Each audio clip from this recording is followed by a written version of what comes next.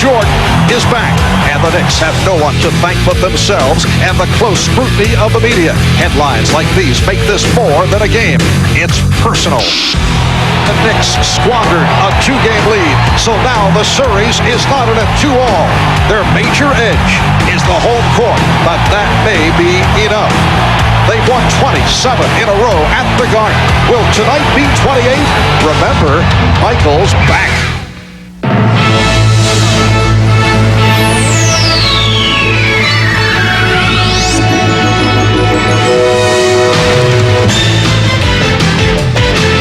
This is the NBA on NBC.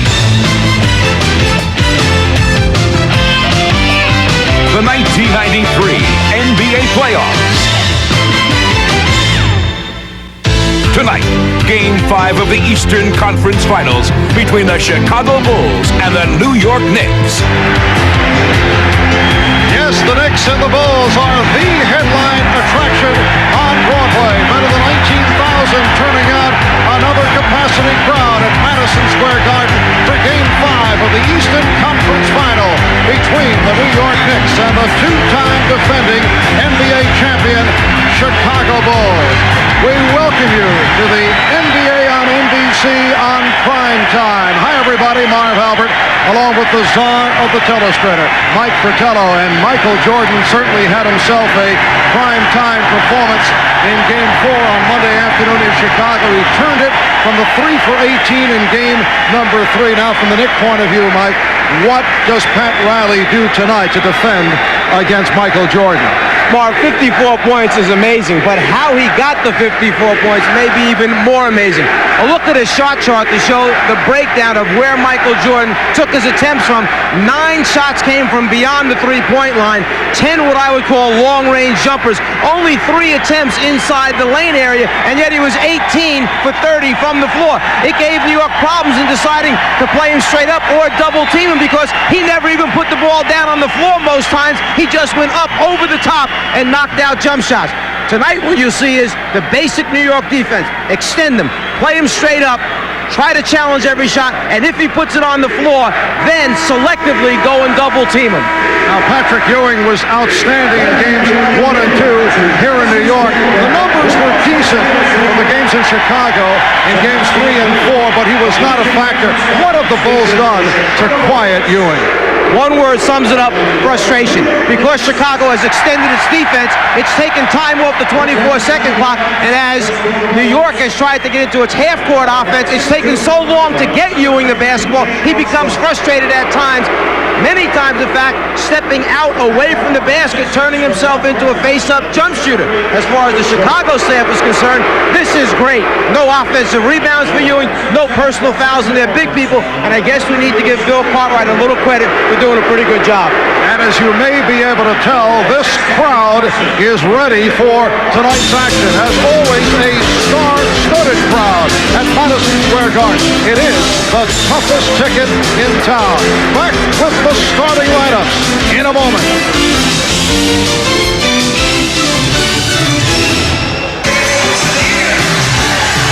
Welcome back to Madison Square Garden, where the Knicks have won 27 in a row. Michael Jordan and B.J. Armstrong will open in the Chicago backcourt. Scottie Pippen and Horace Grant on the front line. And the center, Bill Cartwright, although he did not do it offensively the other day, did a nice job in keeping Ewing out of position. And the coach of the Bulls, the one-time New York Knick, who is being received in a different manner these days when he walks the streets of Manhattan, Phil Jackson. John Starks and Doc Rivers in the backcourt. Charles Smith and Charles Oakley up front for the New York Knicks. And Patrick Ewing at center. And, of course, the coach of the Knicks is Pat Riley. His club 37-4 here at the Garden during the regular season. And the Chicago Bulls have lost the last 6 games here in New York. Ed T. Rush, Mike Mathis, and Hugh Hollins are the officials. talking about a very veteran, experienced crew of officials here, ones that will pay strict attention to keeping this game under control from the beginning.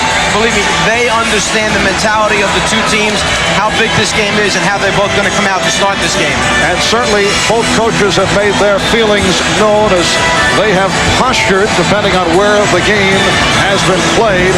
Both Phil Jackson and Pat Riley have complained from time to time, just looking to get the edge. Tonight's game marks the Knicks' first game ever in the month of June. This is the latest the Knicks have ever played in a calendar year, and they do control the opening tip. Interesting, at home in the Chicago Stadium, the Bulls would have double-teamed that opening tip immediately like they did in the previous two games. This time, they go back, play straight up. Well, they collapse on Ewing, and a foul is called as Jordan collides with Ewing. Michael Jordan was called for 5 fouls in Game 4 in Chicago and picks up the foul very early. One of his strengths, blocking shots from behind the offensive players' heads. Jordan loves to do it. Offensive players must be aware of him all the time when they lose sight of him, because he's probably sneaking behind him, trying to make something bad happen to that offensive guy. That time he got caught early. 14 seconds into the game, he picks up his first foul. Patrick Ewing, as we mentioned at the start, from a statistical point of view, did the job, but he certainly has been a different player as opposed to games 1 and 2 here at the Garden. During the series, averaging 24, it's been consistency for Ewing, who had a very quiet 24 points on Monday afternoon in Chicago. I think what you're referring to is that he just didn't seem to be as active or as involved in all the aspects of the game. And Jordan off the mark on his first attempt, but Pippen rebounds. Jordan dishes it out. Armstrong, yes! B.J. Armstrong hits from the corner, and the Bulls with a 2-1 lead. Charles Smith getting down. Charles Smith, the last 2 games, has not been able to stay on the floor because of early foul difficulty. And you see a little bit of the offensive philosophy there of New York against the Chicago defense. Get it in, get it up quickly, so that we have more time to operate in the half-court area. They double up on Pippen. Jordan for 3. Michael Jordan, during the course of this season, has not shot well at Madison Square Garden. In the past, he's had some enormous games. Smith with a nice move. The Knicks 5, the Bulls 2.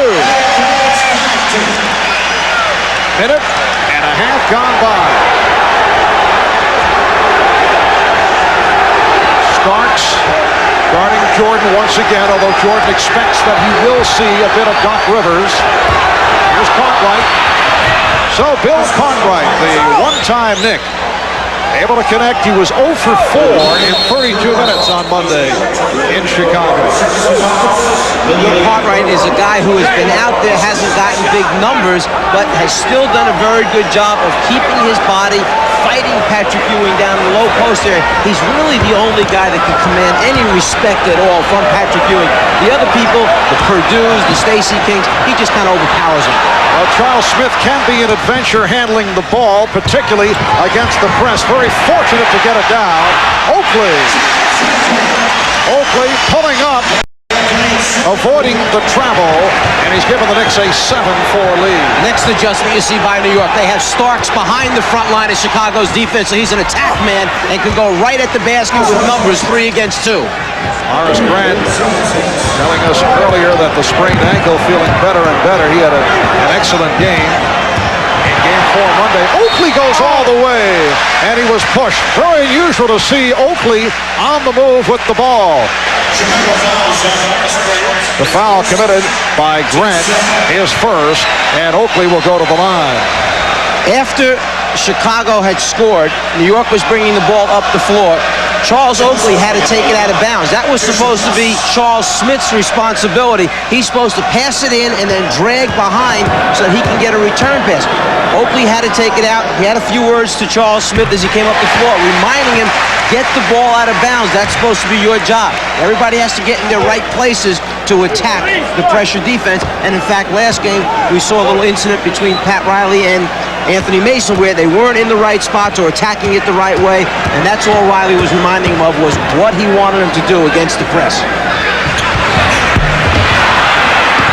The Knicks 8 and the Bulls 6. We're just underway. It's Game 5 of the Eastern Conference Final. The series tied at 2. Game 6 in Chicago Friday night. Scottie Pippen took a good shot. The basket counts and the foul. So Pippen will go to the line. Foul committed by Smith.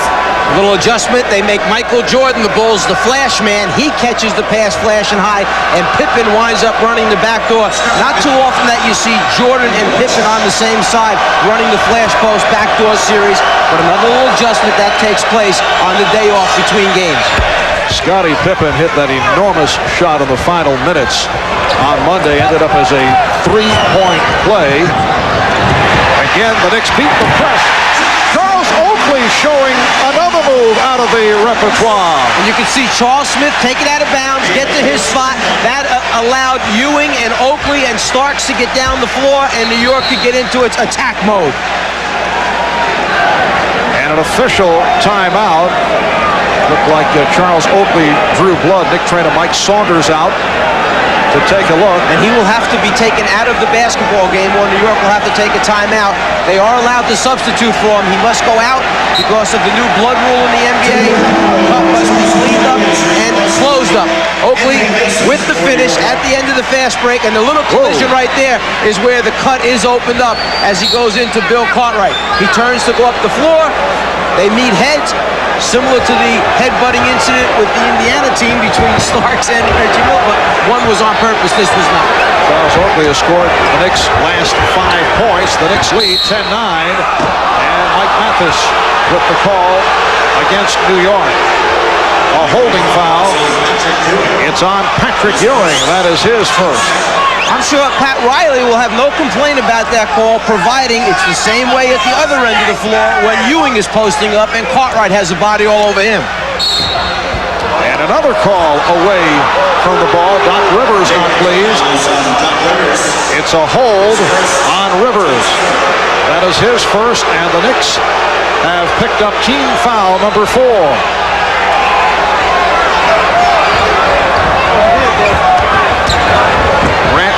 Played by Mason.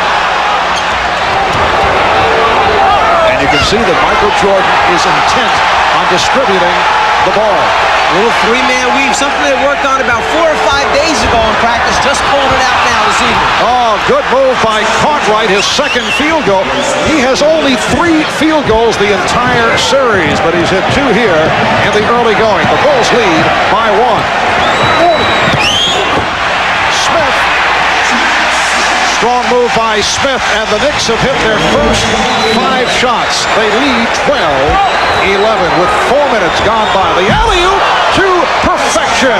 Jordan leading Pippen, the Bulls by 1. Scottie Pippen was getting ready to come off a weak side screen down. Charles Smith tried to overplay it, change direction, lob pass. Good hands, Jordan with the deflection, leading to the turnover. Isolate the right side. Jordan gives it up to Pippen. Scottie Pippen has hit 3 out of 3, and Chicago has a 15-12 lead. Hot shooting at the start. Bulls 7 for 9. The Knicks 5 for 5. And Ewing, as he makes his move, that won't count. We hear the whistle. Illegal defense called for the first time against Chicago. A different Michael Jordan coming out here in Game 5. The assist man first on the backdoor cut by Pippen, the lob to the basket, and then on a slice cut from the offside down the lane. Again, Jordan to Pippen for the score. So we have Michael, the quarterback, out here in the beginning of the game. Starks, and the Knicks with their first miss. Knocked away from Smith, recovered by Ewing. Here's Starks to the hoop. Bulls 15. The Knicks 14.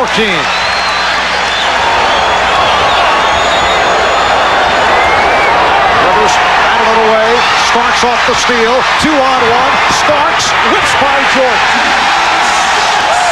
The Knicks lead by 1.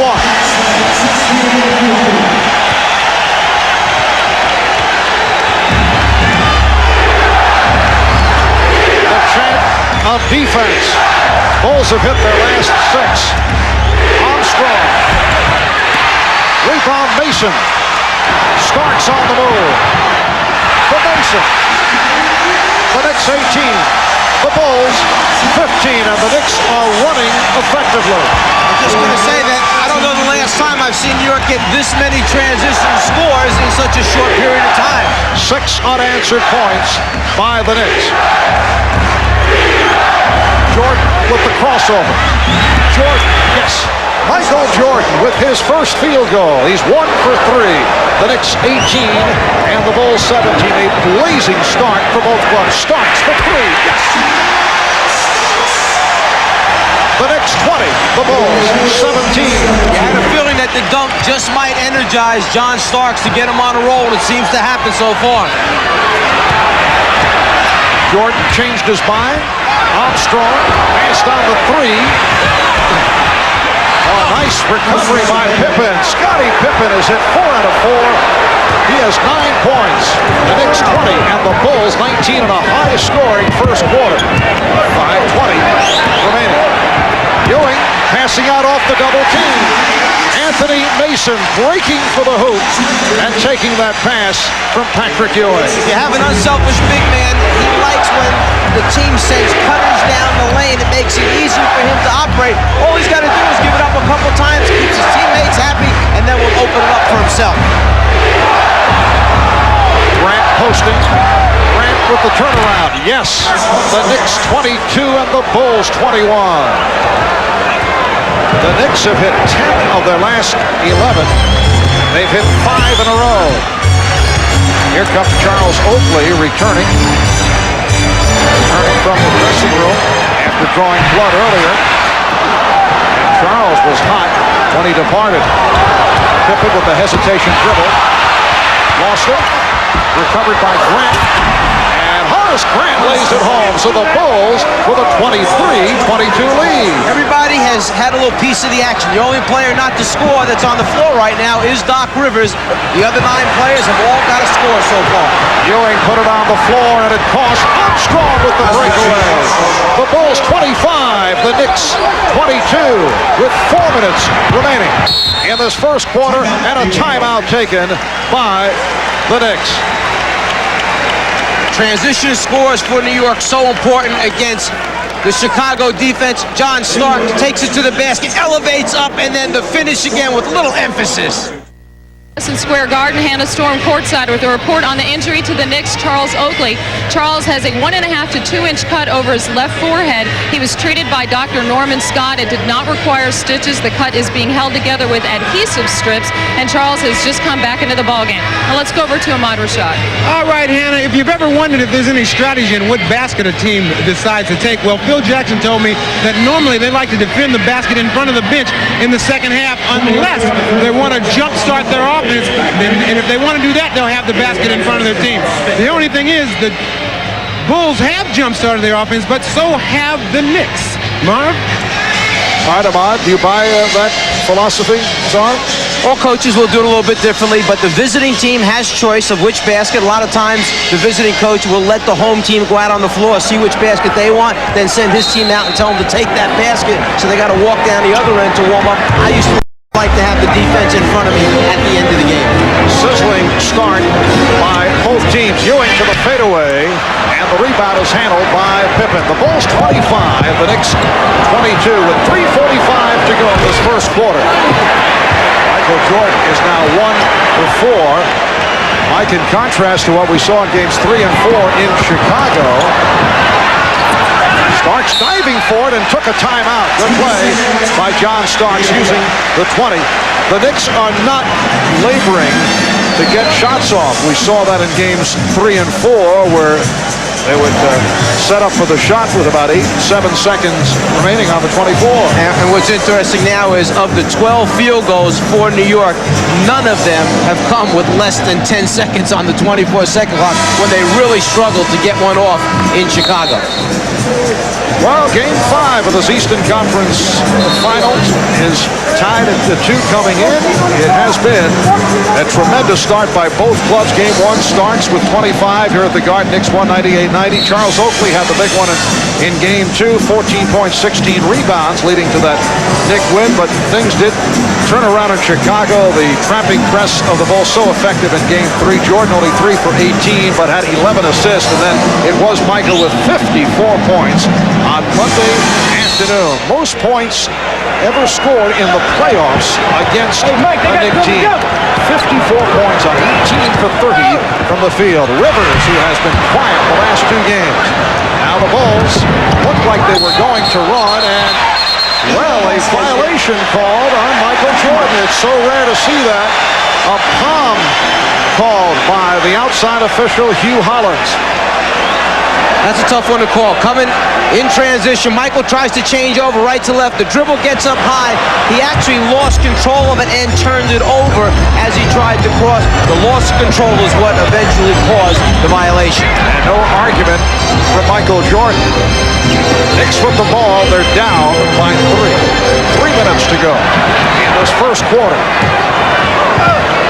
Rivers with a beautiful pass. Good look to find Mason. That score came with 4 seconds remaining on the 24-second clock. It's the first time that the Bulls defense extended the New York offense, made them work to get a good shot. Chicago with a 1-point lead. Cartwright has come out shooting. Rebound Starks. Oakley played on a switch momentarily by Jordan. Now Grant gets back. Oakley.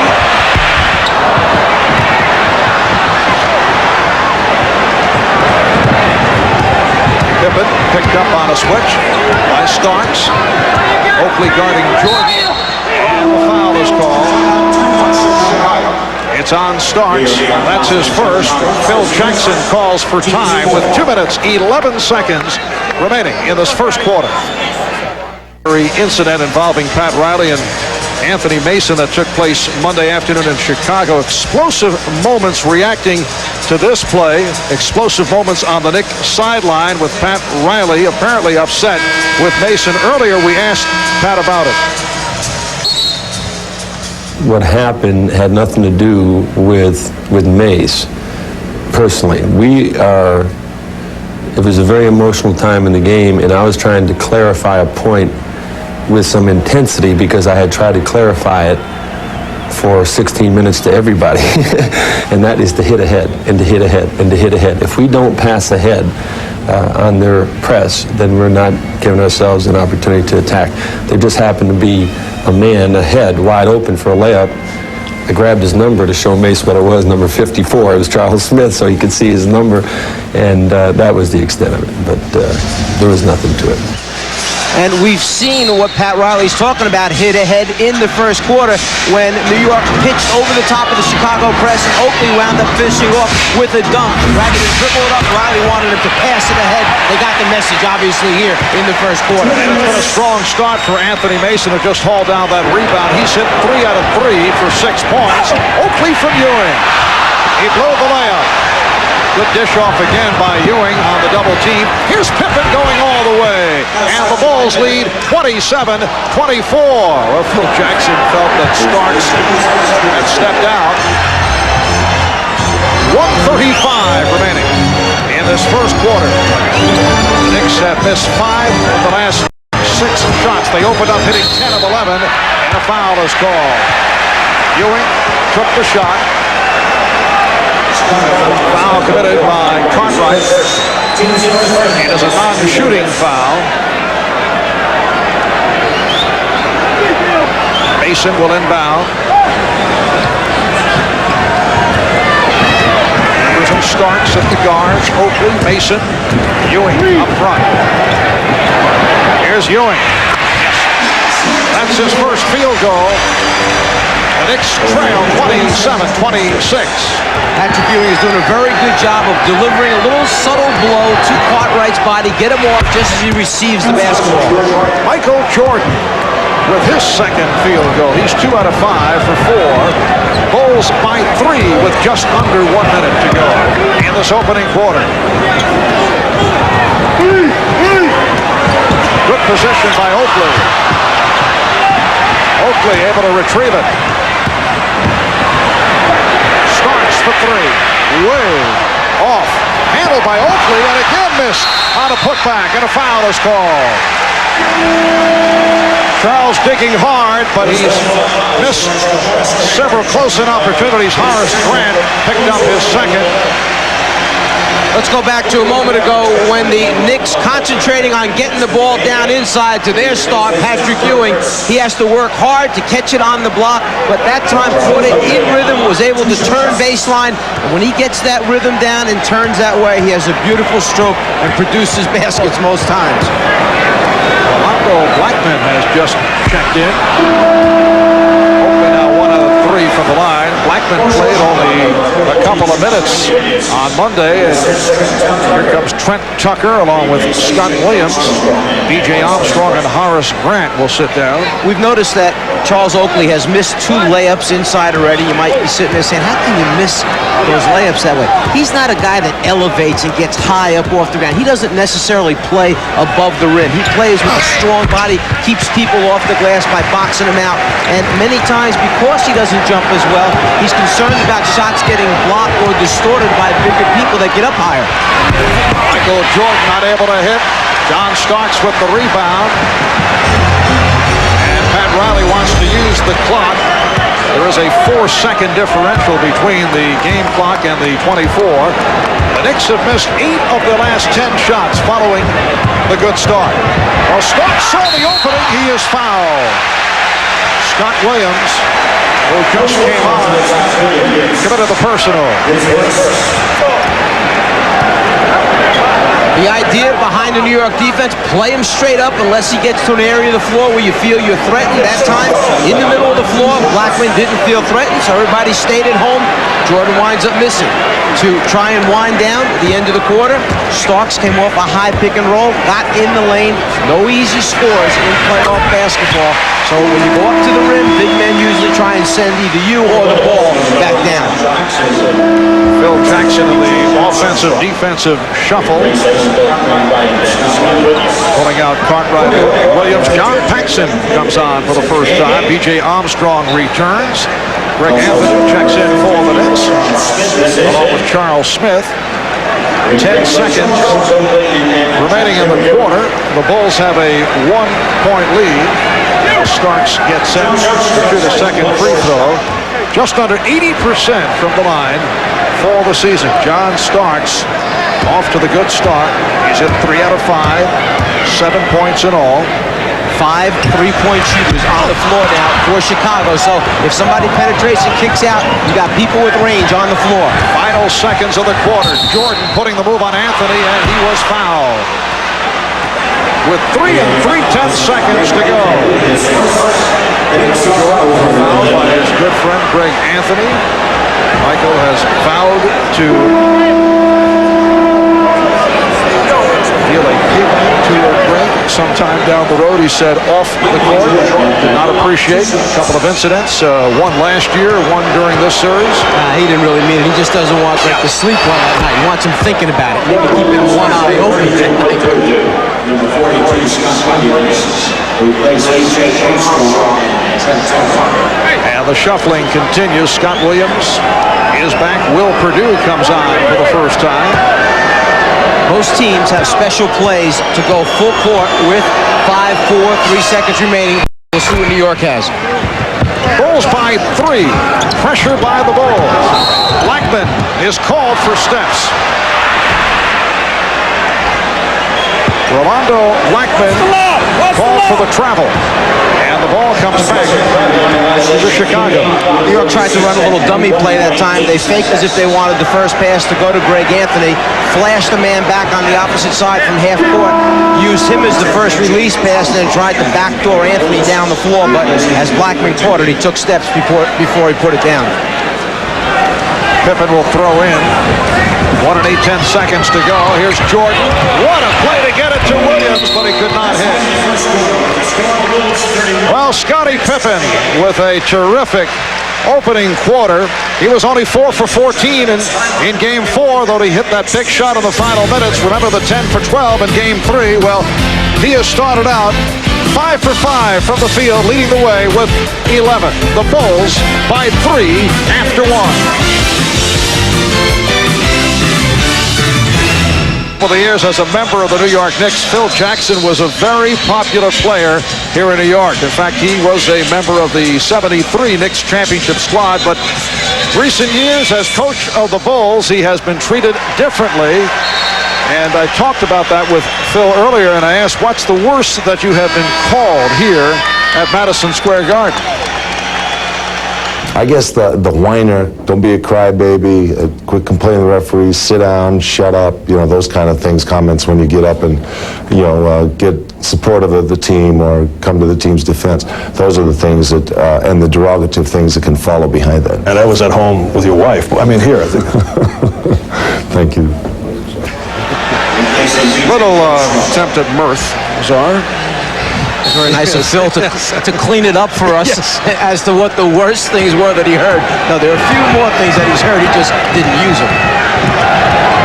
Yes, he has been the subject of the back page of several New York tabloids the last week or so. Here's Paxson opening up the second quarter. Mason on the rebound. The Bulls 31, the Knicks 28. Knicks cooling off after the fast start. They open up 10 of 11 from the field, finished at 2 of 10. Patrick Ewing with his second bucket. He has 5, and the Bulls now lead by 1. Michael Jordan with 5 assists. Look out as he is fouled. 5 assists in the first quarter, but only 2 field goals. 2 out of 6 from the field. It was the question coming in. Will it be Michael the shooter or Michael the playmaker coming into tonight? Looks like he is looking to dish it off, at least at the start. You got to have a very strong will and a very big heart when you go down playing against the New York Knicks, because between Mason and Smith and Ewing that are out there, once you get close to that colored area, the blue area, the painted area on the floor, their instructions are close it down. You don't let anyone get to the front of the rim. So when you start down there, you would have some toughness about you if you want to try and finish against them. Well, the only member of the media to be on speaking terms with Michael Jordan the last few days, Ahmad Rashad, apparently had a quasi-chat earlier on the subject of would he be a playmaker or a scorer tonight. Ahmad, do you have some words for us? Yes, I do, Marv. He said that he hoped he didn't have to score 54 points. The only goal he had in mind was to try to get 10 assists. Marv? All right, well, he has 5 assists to this point. The Bulls, without including the Jordan stats, as Ewing is fouled, the basket counts. And Ewing will go to the line. The Bulls are 12 for 17 without Michael Jordan. I had mentioned earlier that Patrick Ewing has respect for only one guy, Bill Cartwright. Anybody else he just basically knocks out of his way, throws Purdue down on the floor, steps on him once or twice, still goes up and gets a score. He knows that he can overpower all the backup people behind Bill Cartwright. So for Phil Jackson in Chicago, that's why it's so important to be able to have Cartwright out on the floor 30-plus minutes against the Knicks. Scott Williams picked up the foul, his second. The Knicks and the Bulls are tied at 33. Here's pressure from Smith on the ball as Tucker moves it across. Tucker, Paxson, Jordan in a 3-guard setup along with Purdue and King. Blackman is guarding Jordan. Smith with the rebound. So Michael is 2 for 7. Gets inside. Will it count? Mike Mathis says no. The foul before the 3-second violation. So Chicago will get it back. Patrick Ewing had run out in transition, was way ahead of Will Purdue, so Stacey King wound up picking him up. They battled in the lane while Ewing tried to hold him on his back to get the pass. But as we mentioned earlier, if you don't get it to him at just the right time, then it becomes distorted. Knicks and Bulls tied at 33. Shot clock out of 2, out of 1. And once again a palm called on Jordan. Second palming violation by Michael Jordan. Let's give a little credit to Rolando Blackman for doing a good job of keeping Jordan in front of him, and then as he tries to get down to that left baseline, he loses control of the ball, a turnover. Third turnover for Chicago, all 3 by Jordan. Knicks with 4 turnovers. Scottie Pippen will check in. Pippen for Tucker, who just committed that foul. Bulls with their second team foul. Smith, Ewing, and Mason now on that Knick front line. Anthony and Blackman in the backcourt. Rolando Blackman, yes. Rolando has had a difficult time getting going in this series. Because Blackman is a player that you want to run off screens, that means that if Michael Jordan is guarding as he was the last time down, Jordan's the one that's getting hit by those screens, taking just a little bit more out of Michael Jordan each time down. Grant with the post-up. Grant with the rebound and called for a travel. 9.5 remaining. First half. The Knicks with a 2-point lead on Chicago. Welcome back to Madison Square Garden. There's a star-studded crowd here this evening, and joining me now is Mr. Bill Murray, and I can see that you are agreeing with Michael Jordan. You're solid with Michael, and you're not talking to the press, I hear. That's right, Ahmad. I'm not going to do any interviews. I'm not going to appear in public. I'm just going to be very quiet about everything. I'm just going to let my fanmanship tell the story tonight. Well, I understand that you're also very much a Bulls fan. You're dressed in the red and the black this evening, showing that you're very much a Bulls fan here. Well, they weren't going to let me in, but I had a lawyer with me. He wasn't really a lawyer, but he said he was, and so they let us in. It was close, but there was a guy from the mayor's office who made me sign something and said I have to appear at Tavern in the Green and sign autographs for the rest of the year. We'll say I live in New York and so. Well, good luck with that, Bill, and good luck with your continuing to not talk to the press. No hard feelings, Uncle Max. Okay, have a good time. All right, back to you, Marv. All right, Ahmad. Hysterical material, I thought, huh? Bill and Ahmad. The Bulls have missed 5 straight, 8 of their last 10. The Knicks in the midst of a 5-0 run. And the Knicks with a 35-33 lead. Mason to the crossover. And he is fouled.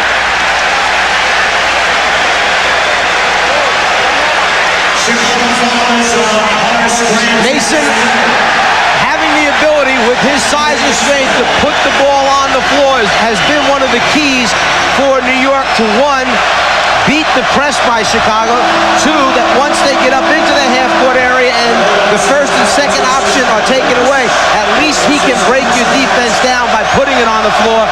That's why Pat Riley has to have him out there X number of minutes each night. Horace Grant departing after picking up his third. Scottie Pippen raising his hand to try and draw the foul. Once again, Anthony Mason with the creative haircut. The mace.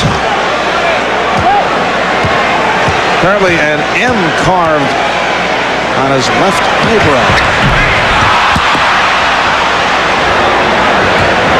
With a 35-33 lead. Paxson and Tucker now in the backcourt. Williams with King and Pippen up front. So Pippen is running the team.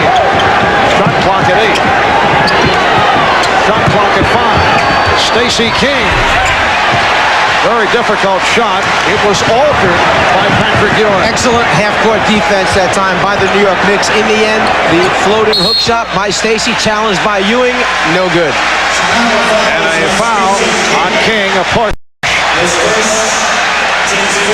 For the Bulls, it is their 4th team foul. Trying to clean up that post play. If you wrap your hand around the waist of the offensive player and impede his progress, the ability to move away, it's going to be called a foul. Michael Jordan getting a rest at this point. Ewing is fouled again. Hacked by King. And that also puts the Bulls over the limit. Ewing will go to the line. He was fouled in the act. Every coach wants you to challenge a jump shot, but they don't want you to foul jump shooters. Challenge the shot, get a hand up on the basketball, but don't foul jump shooters, because good free throw shooters shoot 80 plus from the foul line. Good jump shooters shoot 50% from the floor. So make them a 50% shooter rather than an 80% shooter and trying to earn those 2 points. And Patrick Ewing has been an erratic free throw shooter this season. Here's Bill Cartwright back. Stacey King will sit down. Ewing 72% from the line. The Knicks are only 5 of 12 at the free throw line. They have not been a good foul shooting team. Same for Chicago. Pippen with the rebound. The Bulls have not hit a field goal the last 4.5 minutes. And Phil Jackson went with this smaller lineup in both games in Chicago, and it produced baskets for him. It was effective. Here thus far, they have really struggled offensively. Anthony able to hustle it down. Anthony getting it down, going all the way. He surprised the Bulls. The Knicks 37, the Bulls 33 with 4 minutes gone by in the second quarter.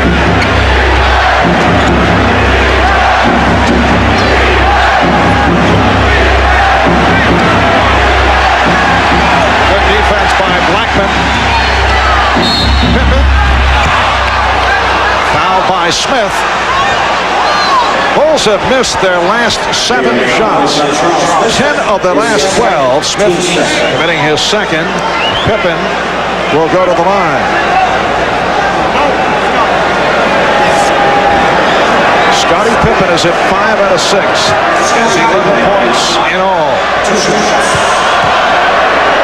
Scottie bothered throughout the season by tendonitis in his right ankle. The same injury that plagued him against the Knicks in last year's playoffs. For the season, averaged 18.6. He's upped it here in the playoffs, shooting just under 51% and averaging just under 21 per game. Receiving the treatment from the crowd as he misses on both. Anthony pops it down. Smith was hanging, and he's fouled. Foul committed by Pippen.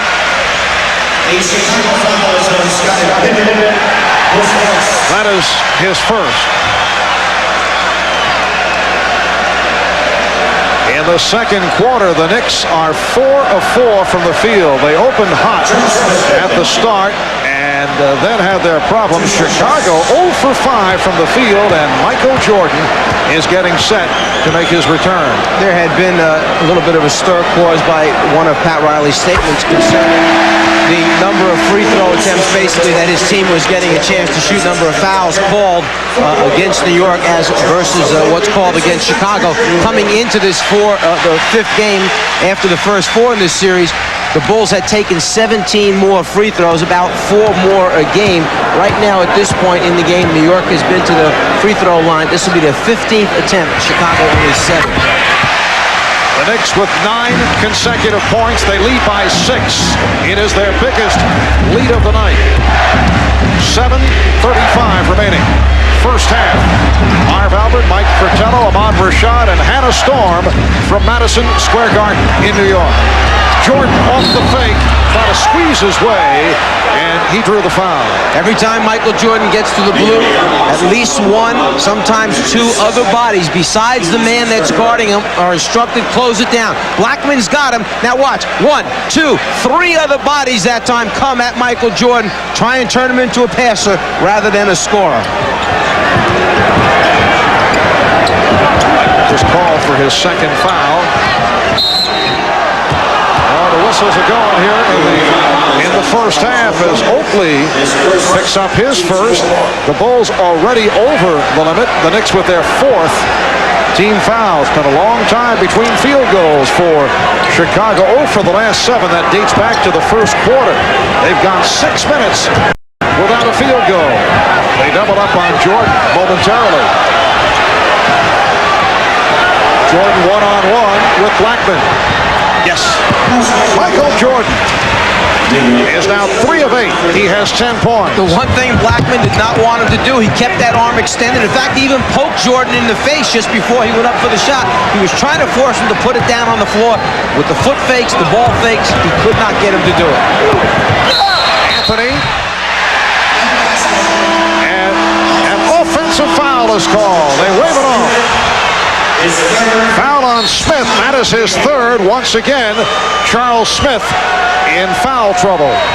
In that guard around type of instance where the small man Anthony is trying to turn the corner, Smith steps out, and in the official's opinion, it came late. If it comes that late and the defense doesn't have a chance and react to it and avoid it, then they're going to call the offensive foul. 6:42 remaining. First half. Timeout call. The Knicks lead by 4. Square Garden, Phil Jackson made headlines criticizing the officiating in this series last week. This week, in fact, today it was Pat Riley, upset with the referees after the Bulls went to the line 23 more times than the Knicks did in Chicago. Riley felt that some of the calls in Game 4 robbed his team of some of its confidence, and he expected the officiating to be more consistent tonight at Madison Square Garden. As for the players, they said at this point they can't afford to worry about the referees. Mark? All right, Hannah, yes, Phil and Pat playing their little games as you did as a head man with the Atlanta Hawks. But I could see you really getting on their nerves. Without question, there would be problems with your posture. On whose nerves? Pick another. The Knicks 39 and the Bulls 35 with 6:25 remaining in the first half. Shot clock down to 3. Jordan. Rebounded by Blackman, but a loose ball foul is called. Cartwright was pushed. Blackman collects his third. Charles Smith sitting down after picking up 3, and he has had all kinds of foul difficulties. 3, 4, 4, 2. The 2 were early in Game 4, and he's out for the half after picking up his third. Bill Cartwright to the line with both clubs now over the foul limit. And that last time out, Ahmad overheard Phil Jackson telling the team how happy he really was with the fact that they were this close in the game when they had only scored 4 points here in basically the first 6 minutes after scoring 31 in the first quarter, and felt that if they could just withstand this rush by New York, that they'd get themselves right back in it again, they'd get back into the flow of the offense. So he took a real positive approach in the last time out with him. Well, here are the Bulls only 2 down with the Knicks shooting 64%, 16 for 25. They've hit 4 out of 4 in the second quarter. Anthony handling the trap and handling it well.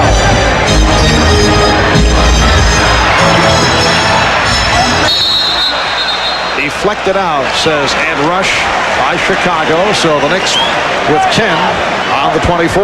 New York trying to get the ball to Ewing a little more quickly in the half-court set, knowing the double team's going to come, anticipating he may have to throw it out, but then have time to get it back. And Ewing makes an incredible shot off 1 foot, kind of looking across his body that time. 10 points for Ewing. The Knicks lead 41-37. The Knicks have hit on 5 out of 5 from the field here in the second, while the Bulls have struggled, only 1 for 7. Cartwright, yes. Bill Cartwright has hit 3 out of 4. He has 8 points. Did not convert a field goal at all on Monday in Chicago. In the 2 wins in Chicago, games 3 and 4 at halftime, Chicago had 62 and 61 points respectively. At the end of the first quarter here tonight, they had 31, well on their way. But now, as Ewing hits another turnaround, but now with just over 5 minutes remaining, they're at 39. This is the Knicks tempo that they want, their style of play. We're seeing the Patrick Ewing that we saw in games 1 and 2 in New York. Jordan changed his mind. Cartwright, yes, and it counts. Bill Cartwright going to the hoop, taking that pass from Jordan. What a recovery by Jordan. Ewing called for the foul, his second. Say it's tough for right-handed quarterbacks to sprint out left and throw back right. Well, it's tough for 7-footers to dribble left and shoot back to the right as they come across the lane. Ewing down in the low post area, gives a fake one way, comes back the other way, and then again, likes turning baseline for that quick look. Lazar showing his football background. Ahmad had told me that one time. He mentioned that about quarterbacks sprinting out and that type of thing. Bill Cartwright, his first 4 games, 1 for 10 from the field, and here in Game 5, 4 out of 5. The Knicks by 1 as Mason is able to penetrate, and he was fouled.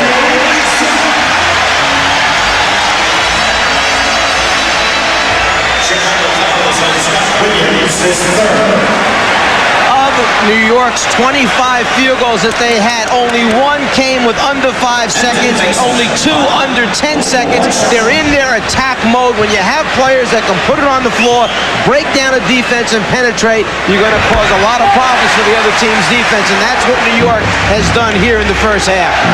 Mason with 9 points. The foul on Scott Williams, his third. The Knicks have hit all 7 field goal attempts in the second quarter. They now lead it 46-42. Jordan feeling around for Starks. Jordan. Well, he's off in this first half. Starks puts the move on Armstrong. Was hit on the reach in. That won't count. John Starks will make his way to the free throw line. Looks like he is limping. Foul committed by B.J. Armstrong. John Starks with the strong move, and he came up hobbling. John Starks, a remarkable story. His path to the NBA, not your usual saga. In many ways, a basketball survivor. He has become a star. At one time during his college days, he was bagging groceries in Tulsa. Attended 4 different colleges. Spent some time with Golden State, the CBA, and began to emerge last season with the Knicks. Timeout has been called with 4:32 remaining. First half. On the Prudential Halftime Report, we'll look ahead to Game 6 of the Western Conference Finals between Phoenix and Seattle. The Suns took Game 5 last night behind the record-setting performance of Dan Marley, who hit 8 three-pointers. We'll talk live with Marley. There he is standing by. And we'll also talk live with Sonics head coach George Karl. Plus, we'll update you on today's action at the French Open, where the men's #1 seed Pete Sampras lost in the quarterfinals. That's all coming up at halftime. Right now, let's head back downtown to the Garden and rejoin Marvin Mike. Marvelous. All right, Bob. What a show put on last night by the combination of Charles Barkley and Dan Marley. And that series continues here on NBC tomorrow night, 9 o'clock Eastern Time. John Starks getting set to shoot his second from the line. Look at that stat. The Knicks are shooting. That's an ugly statistic from the Knicks point of view. Knicks shooting better from the field than they are at the foul line, where they're 8 for 17 from the line. And as we've mentioned a couple times, both these teams not real good at the free throw line, finishing 21st and 22nd. New York just ahead of Chicago during the regular season in free throw percentage. Meanwhile, the Knicks have hit all 7 shots they've attempted here in the second quarter. Their last miss goes back to late in the first quarter with 42 seconds remaining. Knicks lead by 5 points. We come up on 4 minutes to go. First half. Here's Armstrong. Rebound Williams. Scott Williams with a nice move and then hooked it home to bring the Bulls within 3. Scott Williams with his first field goal. Anthony now handling against Armstrong. Anthony and Starks in the backcourt. Ewing, Mason, Oakley up front. Anthony picked up on a switch. Shoots over Cartwright. Greg Anthony, not the man the Knicks want to shoot from the outside, but he'll surprise you from time to time. And he went right at Bill Cartwright with the jump shot. And with Doc Rivers sitting, Anthony has done a very good job coming in, getting a couple easy scores for his team by pushing the basketball and then hitting a big jump shot and keeping pressure on the ball. Jordan played very well by Starks, and a pushing foul on Oakley. Oakley claims that he was held, but he shoved Williams. We mentioned in the open the body-on-body contact that Cartwright has been put on Ewing. Well, since Cartwright has asserted himself offensively, he's made Ewing work hard down low. He's got Cartwright way off the block, causes the fumble, and as a result, Cartwright has to pass it back out, gets no shot attempt. So Ewing doing a very good job of playing position defense, not letting the ball get into the post easily.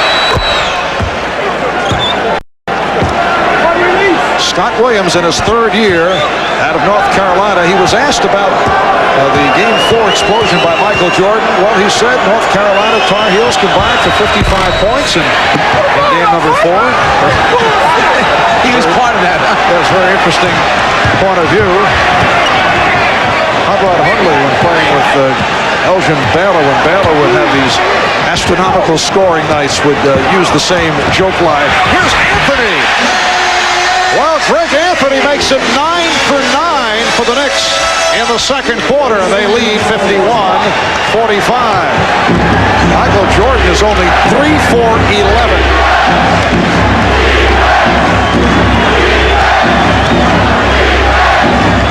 Cartwright has had the hot hand. Shot clock runs down to 3. Cartwright. Well, Bill Cartwright has had a number of excellent games on this court, usually as a member of the New York Knicks in his earlier days in the NBA, and he has looked like the Cartwright of the early going of his career. 5 out of 6, 13 points for Cartwright. Starks fires. First Knick miss of the quarter. And the Bulls on the run. Pippen all the way. A facial soaked up at John Starks. When you take long shots from the perimeter and they don't go in with a team like Chicago that changes ends so well from defense to offense, what usually happens is you get outnumbered running back in transition defense. That's what took place last time down. The Bulls within 2. Cartwright called for the foul as Ewing is sent flying. Crowd wants a flagrant. Let's go back to the original battle. Last trip down when the 2 big men were working down low inside. Cartwright all over Ewing, not trying to let him get the spot he wants, trying to duck underneath him. Ewing keeping that arm in his face the whole time. It's just been a battle the entire evening between them. Now this time down, when he gets in the air, Cartwright knows he's in trouble, so he just tries to stop the shot attempt. The officials feel that since the momentum of the foul, the follow-through of the arm caused Ewing to land and hit the ground, that they had to call a flagrant foul. So Patrick Ewing will have 2 shots. The Bulls arguing that it was a borderline flagrant foul call. And I would agree, it is a borderline, but when you place an official in the position of where he has to make a decision, then you got to live with it. Is this with intent to hurt Patrick Ewing? No, it's not. But it's a combination of he's off balance, you put your arm on him, you bring your arm down, he falls to the ground, and then we understand that it could potentially be a volatile situation here. They call the flagrant to try and keep it under control. The Knicks now lead 53-49. So Ewing hits on both. He now has 14. Just under 2 minutes remaining first half. Ewing with a beautiful spin. And a foul is called. Cartwright called for his 3rd.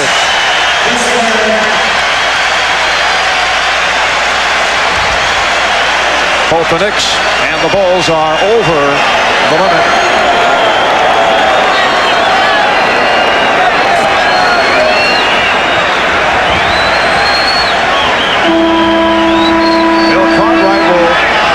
To the bench.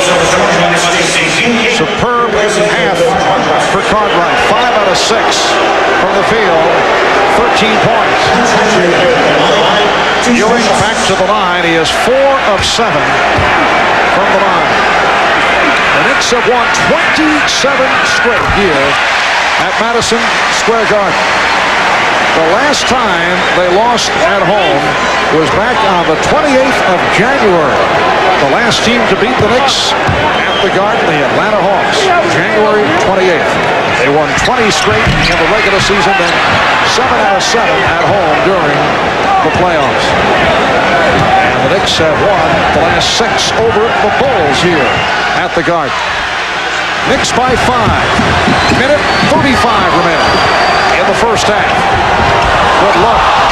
Scott Williams for Stacey King, and the Knicks lead is now 3. Very quiet first half offensively for Michael Jordan. That's an offensive foul. Oakley picks up his 3rd. Jordan only 3 of 11, but he does have 7 assists. Now this is something Oakley used to do in the pre-Riley days, out of control. No reason for this. Where you going, Charles? Stay under control. Greg Anthony had a little remark for him about get the ball back out and let us get into our plays. You want players to do what their strengths are. Do what you're capable of doing. Don't try and do somebody else's job if you're not good at it, because what happens? You turn the ball over. Patrick Ewing will sit down, a rare appearance for Herb Williams. And 10 left in the half. Pippen. Scottie Pippen hits the side angle jump shot. He's 7 of 8. He has 15. And the Knicks now lead by 1. The Knicks have led by as many as 6 points. They have hit 9 of 10 from the field here in the second quarter. Starks way off. Anthony recovers. Anthony for Mason. Greg Anthony has done an excellent job. Mason has 11. The Knicks lead by 3. And as you said before, Mike, Phil Jackson has to be very happy that his club is within 3. The way the Knicks have been shooting, although they have hurt themselves at the foul line. Half minute to go in the first half. Bob Costas and the Prudential Halftime Report coming up. Jordan. And it's tipped home. Beautiful tip. Scottie Pippen gets credit, and he brings the Bulls within 1. The ability to realize and understand where you are at all times. Pippen knew he had no time to come back down and go up again without getting it blocked. So while he's in it, back to the basket, he tips it in. Anthony turned it over. Final seconds of the quarter. Here's King. Pippen checked the clock. Gets it off. That's the end of the first half. The Knicks with a 56-55 lead on the Bulls. Bob Costas coming up back at our studio, some 15 blocks away. High point man of the game, Scottie Pippen, leading Chicago with 17. Patrick Ewing, high point man for the Knicks with 15. The Knicks 56, the Bulls 55. We'll be back in a moment.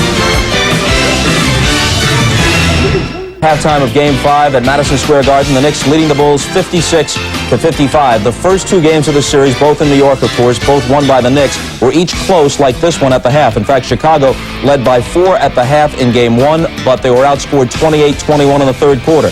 The second game was tied at the half, and the Knicks blew it open in the third quarter, outscoring the Bulls 28-14. So Chicago is heading for its danger zone, at least based on past experience, once they start the second half. We'll be talking live with George Karl and Dan Marley in just a few moments. But first, we want to update you on today's events at the French Open. The #1 seed in the men's draw, American Pete Sampras, was beaten by a clay court specialist. Here's a look. Knick fan John McEnroe gave up his seat at the Garden tonight to be at Roland Garros. Pete Sampras was seated #1 in Paris, but that's based on the computer rankings, not his abilities on clay. His opponent, Sergi Bruguera of Spain in the near court, is an accomplished player on clay. Here he passes Sampras, who looks somewhat bewildered. Now on to match points. Sampras in the near court. He had 60 unforced errors on the day. He'll hit wide, and Bruguera wins in 4 sets. Bruguera thus advances to the semis, where he'll play either Stefan Edberg or Andre Medvedev. Meanwhile, in the women's draw, the semifinals will be played tomorrow. Mary Jo Fernandez against Arantxa Sanchez-Vicario and top-seeded Steffi Graf versus Anke Huber. Our coverage picks up again on Friday morning at 10 a.m. The men's semifinal between 2-time defending champ Jim Courier and Dutchman Richard Krajicek. All right, back now to the conference finals. Game 6 in the West is tomorrow night in Seattle between the Sonics and the Suns. Phoenix leads 3-2. Joining us live now from Seattle is Sonics head coach George Karl. You knew you had to win one in Phoenix, which has not happened or could have happened last night. Is this the game that slipped away, possibly? Well, I think we just got to forget about last night, because I thought we played a very good basketball game, but we got beat by a team playing unbelievably well, and Barkley and Marley carried them. And our backs are against the wall, and we're on our deathbed again. We've been there 3 or 4 times this season, and we've responded very well. And I feel like if we played like we played last night, if we play that well, we will go back to Phoenix. Afterward, you said something to the effect of, look, if Marley's going to make 30-footers, if we play this well and Marley's just going to make 30-footers, we can live with that. Well, Marley was in his zone.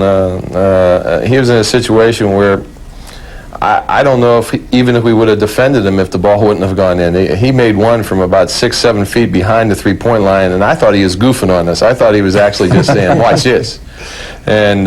And Barkley was giving us trouble, so we had to give him some double teams and some team concepts, and our rotations were a little bit slow and maybe behind trying to find Marley. Hey, George, your team is, it's already been set out in Seattle that you don't feel you're getting the kind of national coverage that you guys think you deserve. Do you think you can use this as a possible ploy, not a ploy, but to help your players get better prepared for the game? Well, we just think we've had a hell of a year out here, and everybody's kind of focused, even in Seattle, on a lot of the negatives, and we've put the pieces together. We've held together when a lot of people thought we'd fall apart. And now, when we're in the Final Four, it seems like everybody's talking about the Knicks and the Bulls and the Suns, and the Sonics is kind of a noun just used as paraphrasing something to announce the time of the day. Hey, George, I know you're concentrating on Game 6. That's your #1 priority. But you told me that you feel that if you get by Game 6, you feel you're in good position to win Game 7. Explain that. Well, I just think this team is, we just got to worry about Game 6. And Game 7, I think the pressure goes on Phoenix's team, and they'll have the home court, but it's a court that we enjoy playing on. It's kind of unique. We won Game 2 there. We won the last game that we played in the regular season there, and we played 2 close games during the regular season. So it's one of those comfort zones that we play well down in Phoenix. But we can't even think about that right now. We got to worry about tomorrow night. Quick thought here, George. All these series have subplots and people complain. Kevin Johnson thinks he's being roughed up. You came back at him. What are your thoughts on his complaints about your guys knocking him down and trying to take him out of the series? Well, I think he gives us the opportunity to knock him down. He comes at us like a bowling ball, and what does he expect us to do? Get out of his way? I think the game has gotten to the point where it's going to get more physical every game, and that's the way it should be. George, thanks a lot. We'll check the game tomorrow night from Seattle, Game 6, and then when we come back here, we'll be joined live by the Suns' Dan Marley. That's after a message from Prudential and the word from the NBA.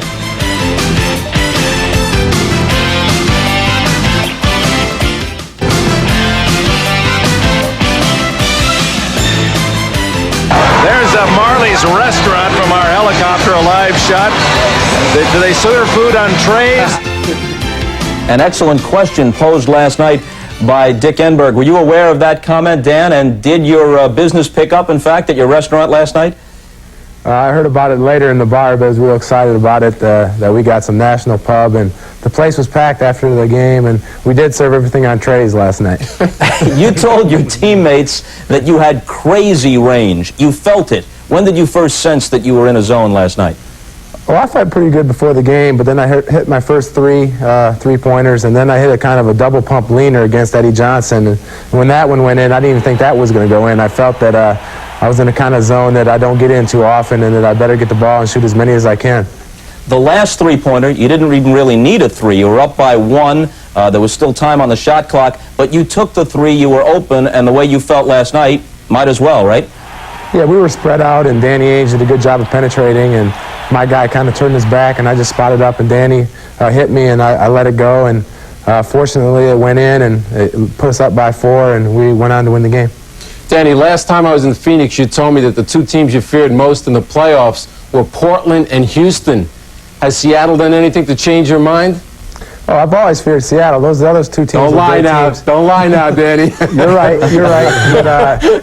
But Seattle's a great team, and they've come out and they play very hard. No matter what goes on, they trap, and they're always forcing the pressure, and you can never give up a game with them. Just when we seem we get a comfortable lead, they're always fighting back, and they've been barn burners. It's been a great series so far, and we would love to be able to stay here in Seattle and win this game so we don't have to force a 1-game series back in Phoenix. Danny, sustaining an effort is something that I think everybody's got to look to win a championship. You guys have been somewhat inconsistent in that regard. Have you given any thought to what you need to do, assuming that you get a chance to beat Seattle going on to the next series, in terms of sustaining that effort? What are you guys doing to try to resolve that issue? Well, we're just, continuing trying to beat Seattle. We really haven't looked past them at all, and we have to keep concentrating. We have such a good team. I think we get a 10-point or 11-point lead, and we seem to relax a little bit, and we can't do that. We have to continue to pressure the ball on defense and continue to attack the basket. It seems that we kind of get in a doldrum where we offensively, we kind of just stand around, and then we get ourselves in some troubles. Dan, congratulations on one of the great performances in terms of long-range shooting in playoff history. As you're aware, you broke Chuck Person's record. He had the 7 at Boston Garden against Bird and the Celtics a couple of years ago. And then last year, we think of Game 1 in Chicago between the Bulls and the Trailblazers when Michael went wild with those 6 three-pointers on fire in the first half. Yours ranked with those performances and, in fact, exceeded them.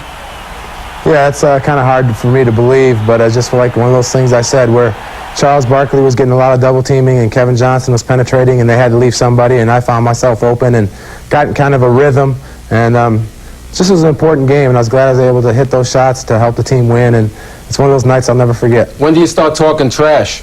Like person? I don't talk too much trash. I don't like to do that. I just get excited and let Charles do all our talk trashing. All right, Dan, thanks a lot. Game 6 in that series is tomorrow night. One quick thought here on the Knicks and Bulls. Pat Riley complained about the Bulls getting more free throws in the first half. The Knicks shot 22 free throws to 12 for Chicago, but Chicago made 9 of 12. The Knicks made only 12 of 22 in a one-point game. That inaccuracy from the free throw line could come back to haunt the Knicks. We'll send things back to the Garden for second half action.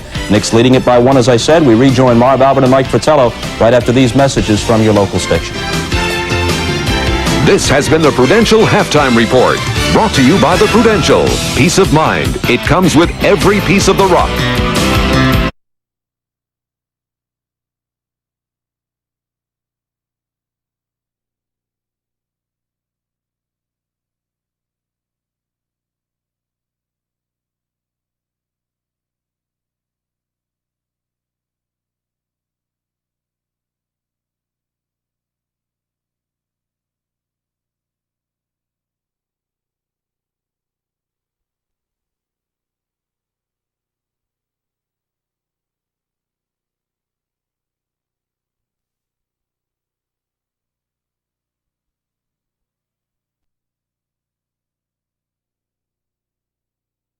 Take a look at the Miller Genuine Draft halftime stats. The Knicks on fire in the first half, but show only a 1-point lead.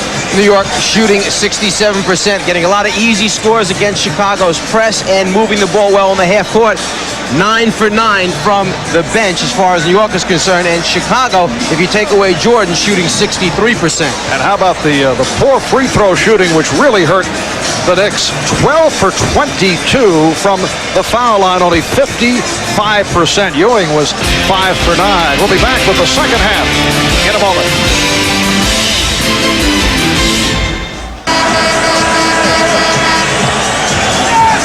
Welcome back to Madison Square Garden. It is on to the third quarter. The Knicks with a 1-point lead. Michael Jordan shooting only 3 of 12, 10 points in the first half. Again, we see that Jordan not getting to the front of the rim. It's basically a perimeter game from him, and even though he shot poorly in Game 3, he still was 16 for 17 from the foul line. Here, thus far, only 4 free throw attempts from Michael Jordan, so you'd have to say that the Knicks paid very special attention to the 54 points he got in game number 4.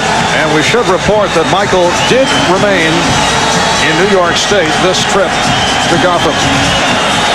The Bulls coming in late yesterday. They will head out back to Chicago for game number 6 on Friday night. This is game 5. The series tied at 2. Pippen tried to change direction, and the Bulls fortunate to keep the ball. Here's Jordan, very tough off-balance shot, and it's tipped home. Good position by Hearst Grant, so the Bulls now lead 57-56. Doc Rivers opens in the backcourt along with John Starks, Charles Oakley, Charles Smith, and Patrick Ewing up front. And because Chicago didn't really get into its full court pressure a whole lot in the first half, they start out immediately after that score with some pressure. For Doc Rivers, who has been silent the last couple of games, his first field goal tonight. And the Knicks lead by 1. Opening minute, third quarter. Jordan played straight up by Starks. Pippen guarded by Smith, who has 3 fouls. Pippen to the fadeaway.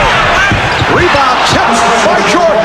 So Michael Jordan goes inside to come up with his 4th field goal. Scorers always find a way to get their points, whether it's in transition, whether it's a night when their shot is going down, getting to the free throw line, or in that case, getting to the offensive glass. Here comes Pippen. Armstrong on the wing. 3 Knicks back. Pippen with the extension to beat the Knicks down, and the Bulls lead 61-58. I think you could appreciate Scottie Pippen's ability to handle, put it on the floor, his speed and quickness. That time he showed you some strength. On the move, full speed with Smith running alongside. He held him off with that left arm to gain the advantage and keep the alleyway open to the rim. Patrick Ewing way out.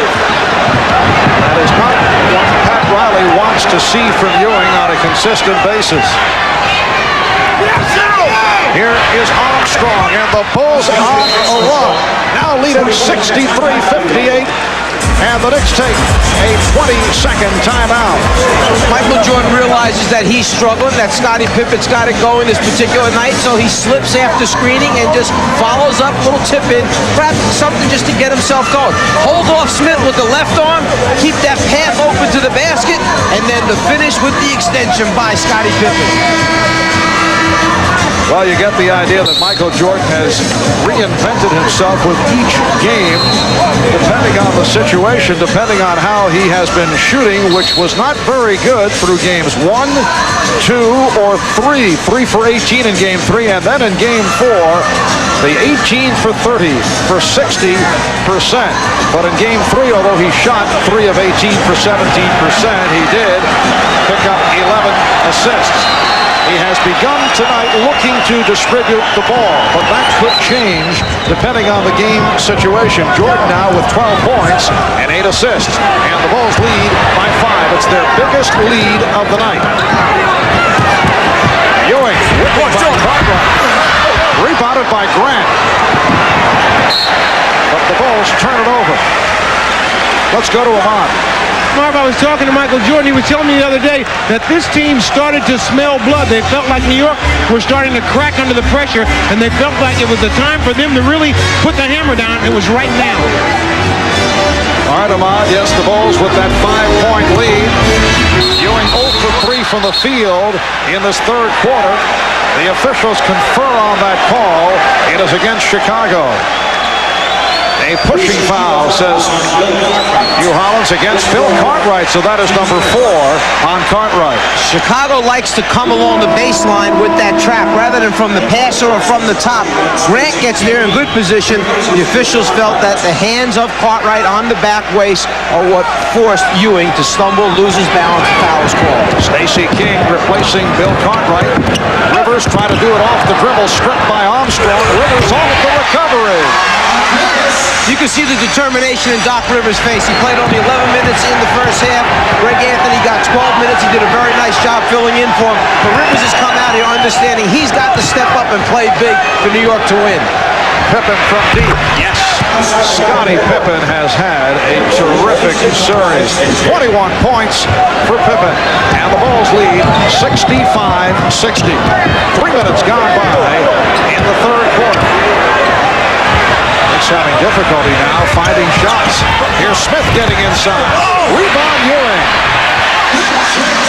With Cartwright on the bench, it becomes easier for Ewing. Bill Cartwright, along with his offense, he's been hitting his shot tonight, does the job in keeping Ewing off the boards. Grant lost it off his foot. It will be Nick Ball. Horace Grant upset with himself.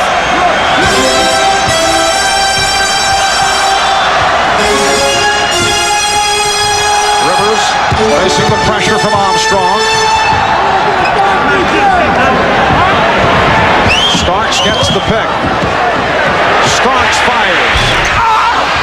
And rebounded by Grant. Jordan for Grant. Oh, what a beautiful play. Horace Grant reading Michael Jordan going to the hoop. What happened was Pippen didn't realize Grant was running behind him, but Michael did. Pippen had his hands out like, give me the ball, I'm there. But there was a defensive player close enough to let Michael say, you keep running, clear it out, because I know there's somebody coming right behind you. Push. So the foul is called. The hold on King. Jordan can see that the first play of Pippen's not open, but there's the second trailer. Grant down the lane. Michael seeing the whole floor, distributing the basketball, running the show. The quarterback out here for Chicago. Anthony Mason is back. Charles Oakley sitting down. 6 points, only 4 rebounds for Oakley. They have played evenly off the boards. Smith for Mason. Mason lost it. Jordan knocked it away, and it's last touched by Mason. So the Bulls will get it back. And Anthony Mason, an excellent ball handler, rarely coughs it up, but Michael Jordan made the good play. Let's remember that Ahmad said Jordan told him his goal tonight was to have 10 assists. At halftime, Michael had 7. The Chicago Bulls trying to become only the third team in NBA history to three-peat. No team has won 3 consecutive titles in 26 years. King off the boards, rebounded by Ewing. Only the Minneapolis Lakers and the Boston Celtics have won 3 titles in a row. Mason gets inside. Mason with the tip. And the Bulls now lead 67-64. 5 minutes in, third quarter. Jordan called for another palm. That is extraordinary. Third time that Michael Jordan has been called for a palming violation. Now, you rarely see that during the regular season. Not to say that Jordan has not been palming, but I get the idea he often gets away with that move. Let's check the record book for 3 palming calls carrying the ball in a game by Michael Jordan. So a timeout taken with 6:47 remaining, third quarter. Hannah Storm back at the bowels of Madison Square Garden in the Knicks tape room, along with assistant coach Bob Salmi. The Knicks, like many teams, use the coaching tactic of showing tapes at halftime. Bob, what did you guys look at? Well, basically, we looked at what both teams shot in the first quarter, and both teams shot at unbelievable percentage in the first quarter. And you'd like to credit that to the offense, but you've got to look at how many shots were contested. Both teams contested under 32% of the shots in the first quarter, and as a result, both teams shot a great percentage. We looked at this tape at halftime, and we saw the difference. The Bulls come out and go on an 0-for-7 stretch where we're up into people, and the shot goes up, and Patrick Ewing contests the shot. The result of the contested shots results in a miss. At this point, with the way the Bulls are shooting, Marv, perhaps the Knicks could use to apply some of those lessons they learned at the half. Hard hat of the Bulls with a 3-point lead, 6:27 remaining in the third quarter. Shot clock at 6. Pippen. And a foul is called. Ewing, Mason combining on King. Patrick Ewing over the back of Stacey King, committing his third foul. Actually, Stacey King did a very nice job of getting inside position. When the shot went up, he snuck inside Ewing. As Ewing turned to go for the rebound, he wound up on the inside, Ewing over the top. A.J. Armstrong lost his balance, so the Knicks will get it back. We come up on 6 minutes to go in the third quarter. Marv Albert, Mike Fratello, Bob Rashad, Hannah Storm from Madison Square Garden. Usual sellout crowd on hand, and they react to Patrick Ewing bringing the Knicks within 1. John Paxson is getting set to check back in. Jordan with the pull-up, stopped by Starks. Jordan had to give it off, and Pippen finishes it off. What an ability to realize that you're up in the air, you don't have a shot because of excellent defense, yet you still can find an open teammate for a score. Ewing. Michael Jordan now has 11 assists. Here's Pippen. Assist number 12 for Jordan. Along with 12 points, so Michael not shooting well at 4 of 14. His stat line now resembling game number 3 in Chicago on Saturday. And the Bulls lead by 5. Good look from Starks, and Mason not able to complete it. Anthony Mason blowing the layup. Here comes Pippen. Now Jordan. Starks continues to do a good job on Jordan. Pippen. Rebounded by Starks. Starks trying to accelerate, but Pippen stopped the ball. Smith has the open shot. The Bulls 71. The Knicks 68 with 4:35 left in the third. They continue to play at this pace. You're going to have 2 very tired teams come the midway point of the fourth quarter because it is going up and down, and they are using up all kinds of energy. Shot clock at 3. Pippen off balance. Fouled by Mason. That's the first committed by Anthony Mason. When you're struggling, you try and get yourself going. You get there and realize, uh-oh, there's nothing for me. Well, maybe I can find something for my partner. Scottie Pippen down low. Michael Jordan with the dish off. And Michael Jordan with that similar line to what took place in Game 3 in Chicago. I don't think Phil Jackson would mind because Game 3 was won by the Chicago Bulls. Here's Charles Oakley back. And Charles Smith will sit down, leads with 10 points. You go back over the last 10 years, 25 of the 27 teams who won Game 5 went on to win the series. And the Bulls would prefer not coming back to New York for a Game 7, which would be played on Sunday here at the Garden. You mentioned how similar the lines were between Jordan's Game 3 and what he's doing here this evening in Game 3. He also wound up with 8 rebounds, almost a triple-double after shooting 3 for 18. Here he has 5 rebounds already this evening with 4 minutes remaining in the third quarter. Chicago 73, New York 68. Offensive foul. And Jordan is hurt. Doc Rivers, Michael Jordan in the collision. The foul called on Rivers. The Bulls trainer, Chip Schaefer, checking out Michael Jordan. A timeout has been taken. Jordan's man had cleared away from under the basket. Michael started to go across the lane, turned, saw the ball coming at the basket, came back on a rotation. Here he absorbs the blow, and it's the right knee of Rivers that hits Jordan in the midsection, probably knocked the wind out of him. The rotation, the leg up, there he absorbs it. Many times you'll see players put their forearms in front of their waist area to try and absorb that blow. Michael had his hands straight up in the air, full contact from knee into the waist area. Come back on the rotation, pick up the offensive foul. Michael Jordan, as we have seen time and time again, though, is so tough. He has come back from a number of injuries, and apparently he is all right. Came back from the ankle problem against Atlanta in the first round, and he will come back here. At Madison Square Garden, you just saw Michael Jordan go down after taking that charge. He just took a shot to the stomach, knocked the wind out of him. He's okay, and as you can see, he's still back in the game. Mark? Artemon and the Bulls with a 5-point lead, just under 4 minutes remaining in this third quarter. Crowd wanted to travel on King. Starks with the rebound. On Starks, only 3 of 8, 8 points. Starks and Rivers at the guards. Ewing, Oakley, and Mason up front.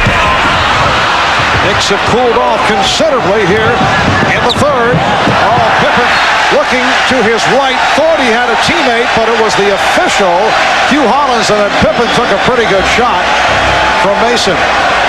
Scottie had heard that Hugh Hollins was an outstanding jump shooter coming out of school, tried to pick up an assist by hitting him in the deep corner. Now, it would have been interesting if you caught the ball and took a shot at you. Ball, but handled by Mason.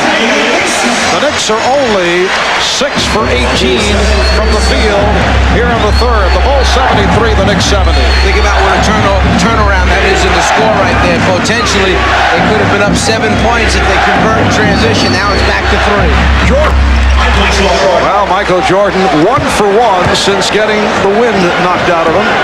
He is 5 for 15 overall for 14 points. The Bulls lead by 5. 5-point man Scottie Pippen with 27.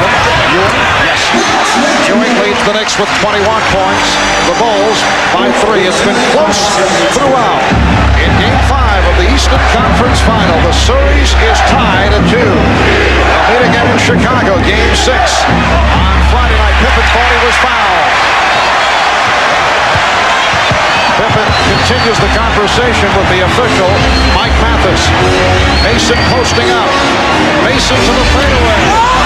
Rebound, Pippen. Matchup is now Mason and Pippen. They saw quite a bit of each other in the playoffs a year ago. Well, Stacey King tried to get it down low to Horace Grant. It will be Nick Ball. What Phil Jackson is complaining is that it's not out of bounds if it hits the bottom of the backboard, that they should have been allowed to catch that ball and still try to pursue a score, that it was not part of the stanchion area. Rivers with a foul. Hit by Paxson. So Rivers will go to the free throw line. On the quick shuffle pass, the deflection, now, does the ball hit underneath on the rubber part? No, it did hit the white support of the backboard. It's an excellent call by the officials. If it hit the rubber part underneath, then it's still okay to play on. That was part of the backboard support. It was a good call by the official. And Phil Jackson, he nodded his head just now to the official. You're right, I agree. Here's Scott Williams for John Paxson. Nice to see the telestrator back in operation. We were Zarless for Game 3 Saturday in Chicago. It did not work. You were a lonely man on Saturday. Did make a fine comeback for Game 4 on Monday. And we're saving it for the crucial moments here in game number 5. Just at the right time. It's knowing when to use it. Building a crescendo developing here. The Bulls by 1 with a minute 25 remaining in the third quarter. Jordan went to the crossover. Michael Jordan is now 2 for 2 since he had the wind knocked down. And that was the toughest one. Over the top of Patrick Ewing, who had switched out, extended to try and water that jump shot, but nothing but the bottom of the net for Michael. Rivers pass diagnosed. The end result, the steal, and the 3-on-1. Jordan was fouled. Fouled by Starks. Using the high screen, Chicago knows that New York's going to try and jump it or traps the ball. Ewing switches out, extends, there's hand on the ball, just like the coach says, but what are you going to do when it's Michael shooting it? No question, Starks moves to his right in the path of Jordan when he's airborne. Michael at the free throw line trying to make 2. So by fouling, Starks has saved 1 point already. Michael Jordan now 4 out of 5 from the line. He was 16 for 17 at the foul line. Game 3, 12 or 14 in Game 4. Chicago with a 78-74 lead. Just under 1 minute remaining. Third quarter.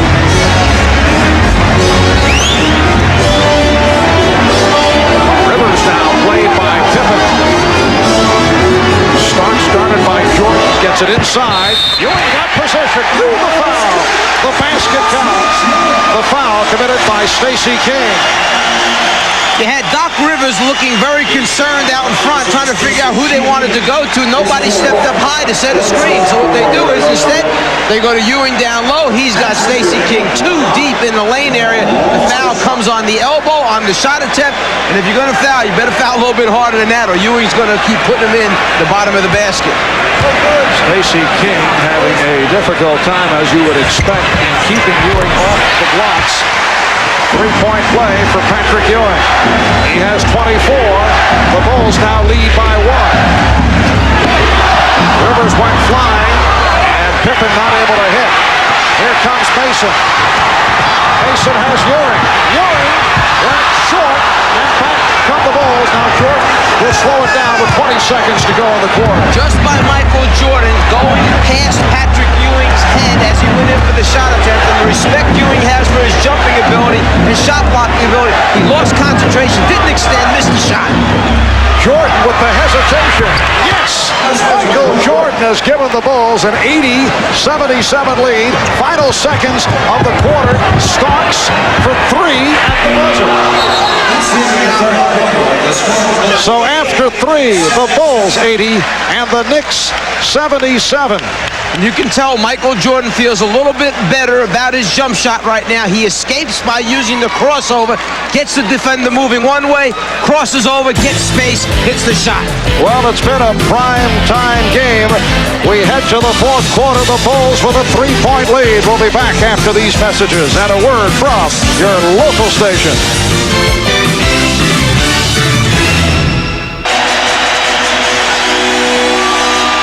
Yes, a major production here just off Broadway, some 10-15 blocks away. As we head to the fourth quarter of Game 5, the series is tied at 2. Chicago outscoring New York 25-21. In the third, Michael Jordan picking it up in the third quarter, 9 points, 5 assists. He's hit his last 3. Little wake-up call off that collision with Doc Rivers, had the wind knocked out, and since then he's hit 3 out of 3, 19 points and 12 assists for Michael Jordan. We talked about the pace of this game, the energy that was being used up starting the fourth quarter. Jordan and Pippen both have 34 minutes played, with Pippen resting right now. Jordan's still on the floor. Starks and Ewing, 32 minutes apiece, so it could be a 44-minute night for these guys. Starks just did beat the 24. Mason lost it. Jordan stripped it. Ewing gets it back. And a foul is called.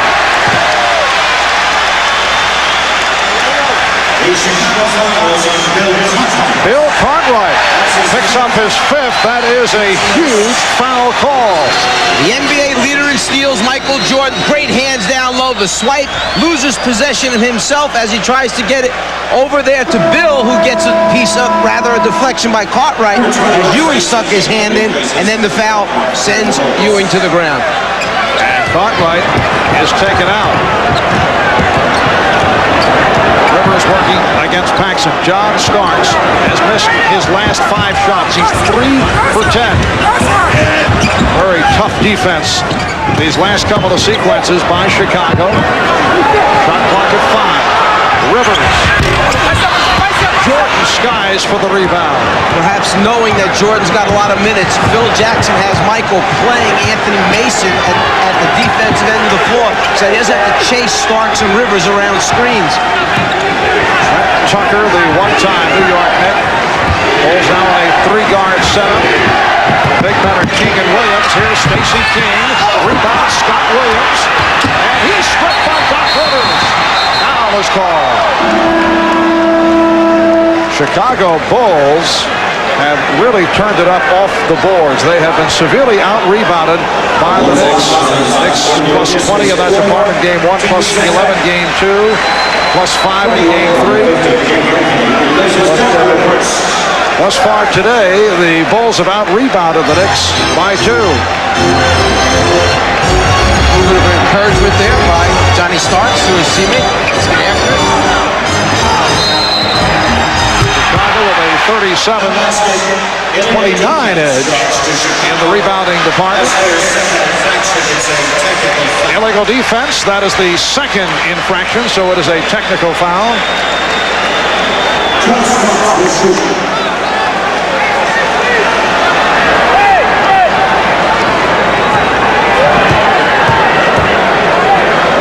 And Starks will shoot the technical. That was back in game 4 that the Knicks had a +2 rebounding advantage, and as you saw, the Bulls in command off the boards here tonight. Starks coming into this game from the foul line in the series against Chicago, just 56% from the free throw line. Usually a very dependable foul shooter. Anthony. The Bulls by 3. That's time remaining, fourth quarter. Knicks have missed their last 5 shots. Jordan. Yes. Michael Jordan has hit his last 4. He has taken control. He's given Chicago an 82-77 advantage. He used the momentum that time. He built up off the dribble to get him a little more spring in his legs, get up a little bit higher, and a little better look at the basket on the last jump shot for Michael Jordan. Illegal defense called for the 3rd time against Chicago. A hard drive, get the elevation, get up, and then get a good look at the front of the rim. And this time Pat Riley goes to Patrick Ewing to shoot the technical. Ewing is 6 for 10. Now this gives you an idea of how bad the Knicks free throw shooting is going, because Ewing has not been dependable at the line. And they miss again on the technical opportunity. Timeout called by the Bulls. They lead it by 5. Draft presents genuine moments. Tonight's Miller Moment takes us back 2 days ago to Game 4 when Michael Jordan exploded for 54 points, 6 3-pointers to tie the series at 2-all, bringing back memories of last year's NBA Finals against Portland. In Game 1, he hit 6 3-point field goals. He was in the zone, and with a glance in the direction of our colleague, Magic Johnson indicated that he could not believe it. In recognition of these moments, Miller Genuine Draft will donate $1,000 to the Thurgood Marshall Scholarship Fund. But it has been low-key tonight from three-point range for both clubs. Chicago and New York, both 0 for 2 from downtown. Michael Jordan, incidentally, has scored the Bulls' last 9 points. He now has 21 points, along with 12 assists. King with the steal. Stacey King reading that one-hop pass. King realizing that he just can't stand behind Patrick Ewing, trying to give different looks. Earlier, had come up with a steal in the first half. Again, this time, coming around in front as the pass is being delivered. Bulls have a 5-point lead. Here's Jordan. Yes, and it counts. Fouled by John Starks. Michael Jordan is on fire. Jordan, escape dribble one time, gets Starks moving hard to his left, then immediately go up, elevate. What makes him almost impossible to guard when he's got his shot going is the fact that he is 6'6", gets up so well, and gets a clean look at the front of the rim. That's what makes it tough to play him. Jordan completing the three-point play by connecting on the free throw. He's hit his last 5 shots. He has scored Chicago's last 12 points. He has taken over, and the Bulls have their biggest lead of the night. Starks with a setup for Oakley, and Ewing able to save it. Shot clock at 8. Here's Anthony. Ewing from three-point range and hits. Patrick Ewing with a desperation shot.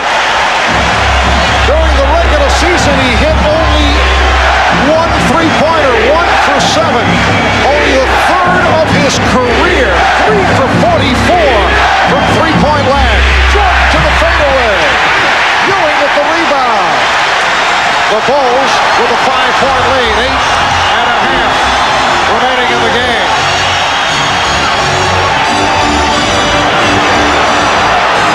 The Bulls tempting Anthony to shoot. They want to see him fire it up.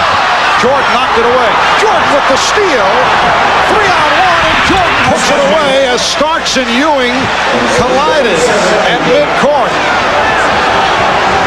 The Bulls 87. The Knicks 80. The Knicks want to settle down. A timeout is called with 8:06 remaining in this fourth quarter. What could have been the critical basket for New York to get back in this game, down 85-77 and totally out of sync in their offense. The shot clock running down. Ewing at the top, 4 of 3, 4 seconds remaining on the 24-second clock, makes it. But then as he goes up from behind his head, which we mentioned earlier, something Jordan loves to do, gets the block, off to the races in transition, give it up, get it back, unselfish basketball. The Bulls by 7. We'll be back in a moment. Welcome back to Madison Square Garden in New York. The other day following Game 4, Horace Grant guaranteed a Bulls victory tonight, although he did it with a disclaimer saying if we play the way we have these last 2 games, it is definitely a guaranteed win for us. It's one of those times where you get in the middle of a thought and you realize what you're about to say and you go, oh, why am I saying this? And you try and get back at it again. Is that something you can relate to? No, not at all. Not at all. There's a steal by Tucker. Trent Tucker on the drive, rejected by John Starks, recovered by Scottie Pippen. Michael Jordan has scored the Bulls' last 14 points, adding to the legend. The tip missed by King. And it will be Nick Ball. Trent Tucker from behind with the flick, but then not used to really being an outstanding ball handler, just can't get going, hesitates and gives Starks, who has great leaping ability, a chance to get back in transition defense and block the shot. And during that last timeout, Ahmad saw that Jordan was exhausted, really needed a blow. Sure enough, Phil Jackson gives him his chance right now. He has 38 minutes thus far in the game on the floor. Ewing with the pass. Mason, and for the fourth time, an illegal defense call against the Bulls, but the Knicks, who have been brutal at the foul line, have not been able to take advantage. So Michael Jordan getting a rest from Phil Jackson. 26 points, 12 assists, 8 rebounds, 2 steals, 1 block shot. Here's the man that's going to dive down deep, and they're going to wind up with 2 defensive players playing him, and he won't have the basketball. You can't do that. You can only double team a man with the ball. They're called for the illegal defense. The Knicks only 1 out of 5 from the field in the fourth. They have scored only 4 points in this fourth quarter. Ewing now facing Scott Williams. Smith went short. Handled by Williams. So Scottie Pippen now is the quarterback of this unit. Pippen, Tucker, Paxson, Williams, and Grant on the floor.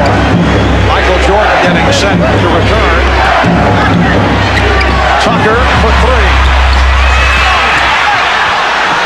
Batted out by Grant. And here comes Jordan. For Chicago, until Jordan returned, you had only one guy who could create off the dribble. That was Pippen. So New York's defense could focus on that. For New York, you have 2 people that can take you off the dribble, Starks and Rivers. Now Jordan's back in, so you have 2-2 as far as guys who can create for their teammates. Mason backing his way and works inside. He also thought he was fouled. The Bulls, 87. The Knicks, 83. 17 to Mason. The champ of defense. Pippen pulled up as he was met by Ewing and lost it.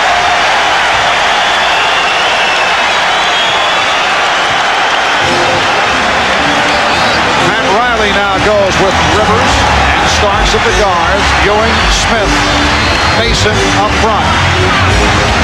6 minutes remaining of the game. Ewing. And rebounded by Grant.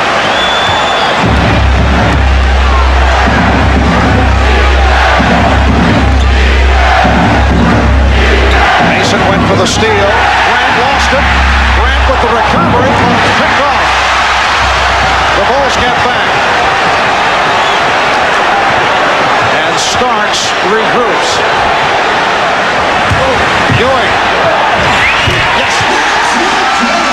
The Knicks move within 2. And Phil Jackson takes a timeout.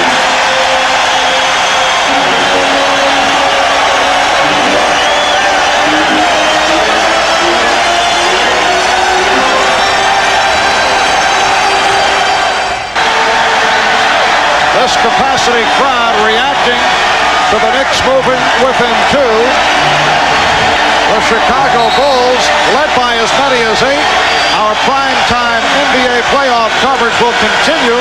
Game 6 tomorrow night, Dick Enberg, along with Magic Johnson, Steve Jones, bringing it to you 9 o'clock Eastern Time. Phoenix up 3 games to 2 over Seattle. The Knicks in Chicago resume in Chicago on Friday night with Game 6. Game 7, if necessary, Saturday or Sunday. Oh, Spike Lee into it. But Michael Jordan has been the story once again.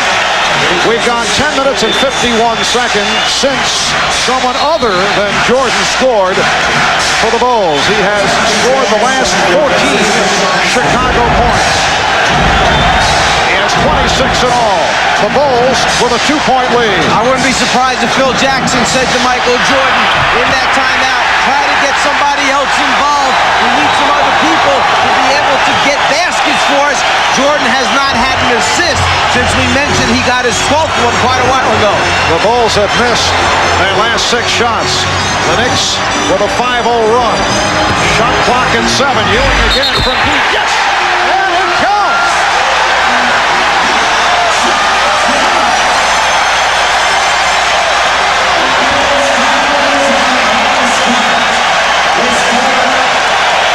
Grant tries to rotate up, gets there a little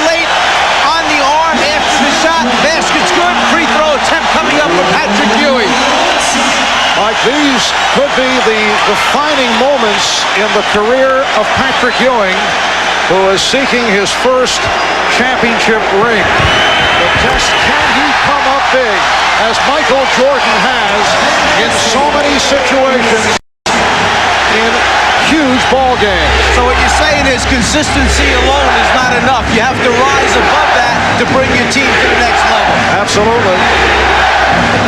Patrick Ewing still has that to prove. The Knicks by 1.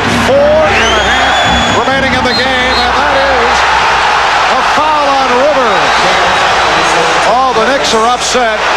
Pat Riley trying to control Anthony Mason, who objected vehemently to that call on Rivers. It is a block on Rivers. I don't think there's any question. Rivers was trying to play him tight, tough. He didn't want to give Jordan a chance to go up with the jumper, but he's moving his feet and his body's into him as he's going along trying to defend Michael. Second team foul on the Knicks. Bulls with 3. Bulls go to the weave once again. Grant with a nice head fake. Rebound Ewing. Look out! Pippen with the steal. Scottie Pippen. Taking advantage of the Knicks turnover.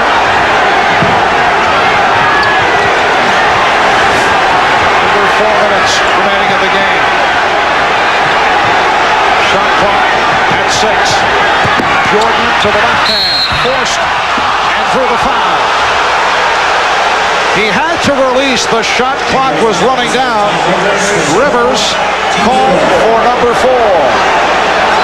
The way Chicago got possession back as New York was coming up the floor, a cross-court pass, not realizing how much ground Pippen can cover. He gets the steal. Michael wanted that side of the floor to be wide open. Cartwright was occupying a low left block. As a result, Michael knew there was no way for him to go all the way to the basket. He was going to wind up having to pull up and take a jumper. That's why the little conversation took place between Michael and Bill trying to get this signal straight. Well, Jordan able to tie it, but could not give the Bulls the lead. He is now 7 for 9 from the line. The Knicks and the Bulls tied at 88. Down to 3:35 remaining in the game. Starks for 3. Rebounded by Grant.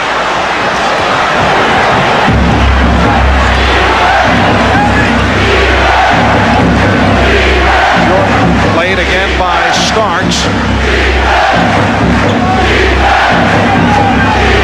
Pippen works off the pick. Here's Pippen. Jordan with the rebound. Michael Jordan able to convert on the putback to give Chicago a 2-point lead. With the score 88-88 as Charles Smith tries to push it down quickly, something Riley and the Knicks have tried to do. With the score tied, Starks came down and lofted the three-pointer up at the basket.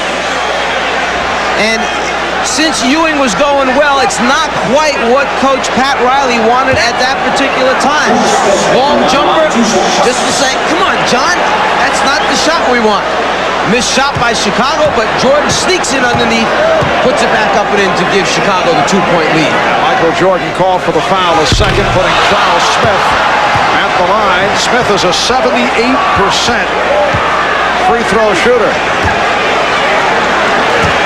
Michael Jordan has scored the last 17 points for the Bulls.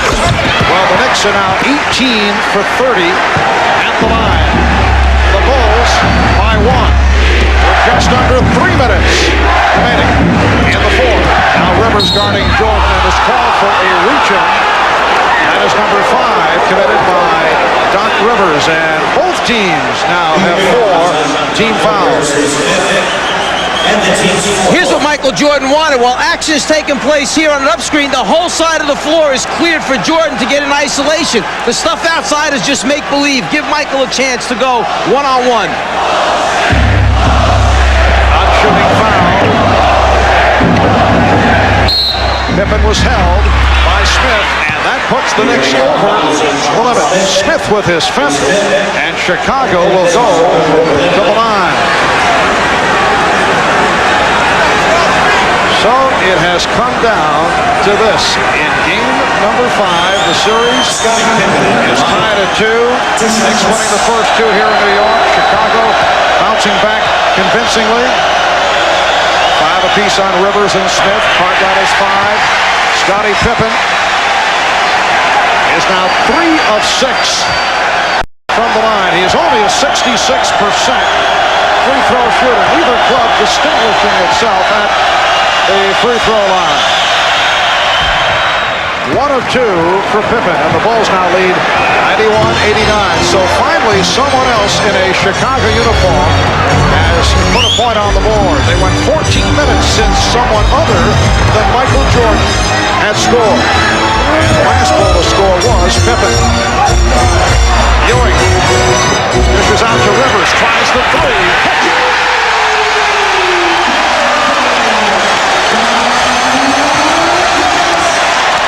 The Knicks 92, the Bulls 91. We come up on 2 minutes remaining in the game. Jordan off the pick. Rebound Smith. Doc Rivers during the playoffs has hit a number of big shots. He hit one just a moment ago. Ewing for Smith. Charles Smith not able to hit, and a loose ball foul called on Anthony Mason. So the Bulls go back to the line because the Knicks are over the foul limit. And we said a moment ago that Pat Riley wasn't real happy with the Starks three-point attempt. This one, a different situation on a kick-out pass from the big man with the shot clock running down, seems to make the coach a little bit happier.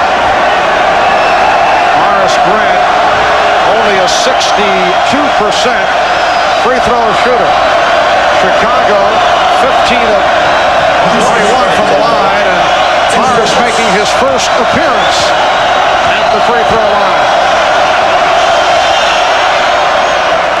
Well, a clutch free throw by Horace Grant has tied the game at 92. A minute and 37 remaining in the fourth quarter.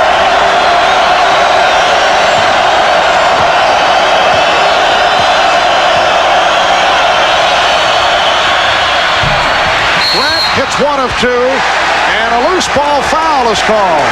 It's on Bill Cartwright. He's fouled out.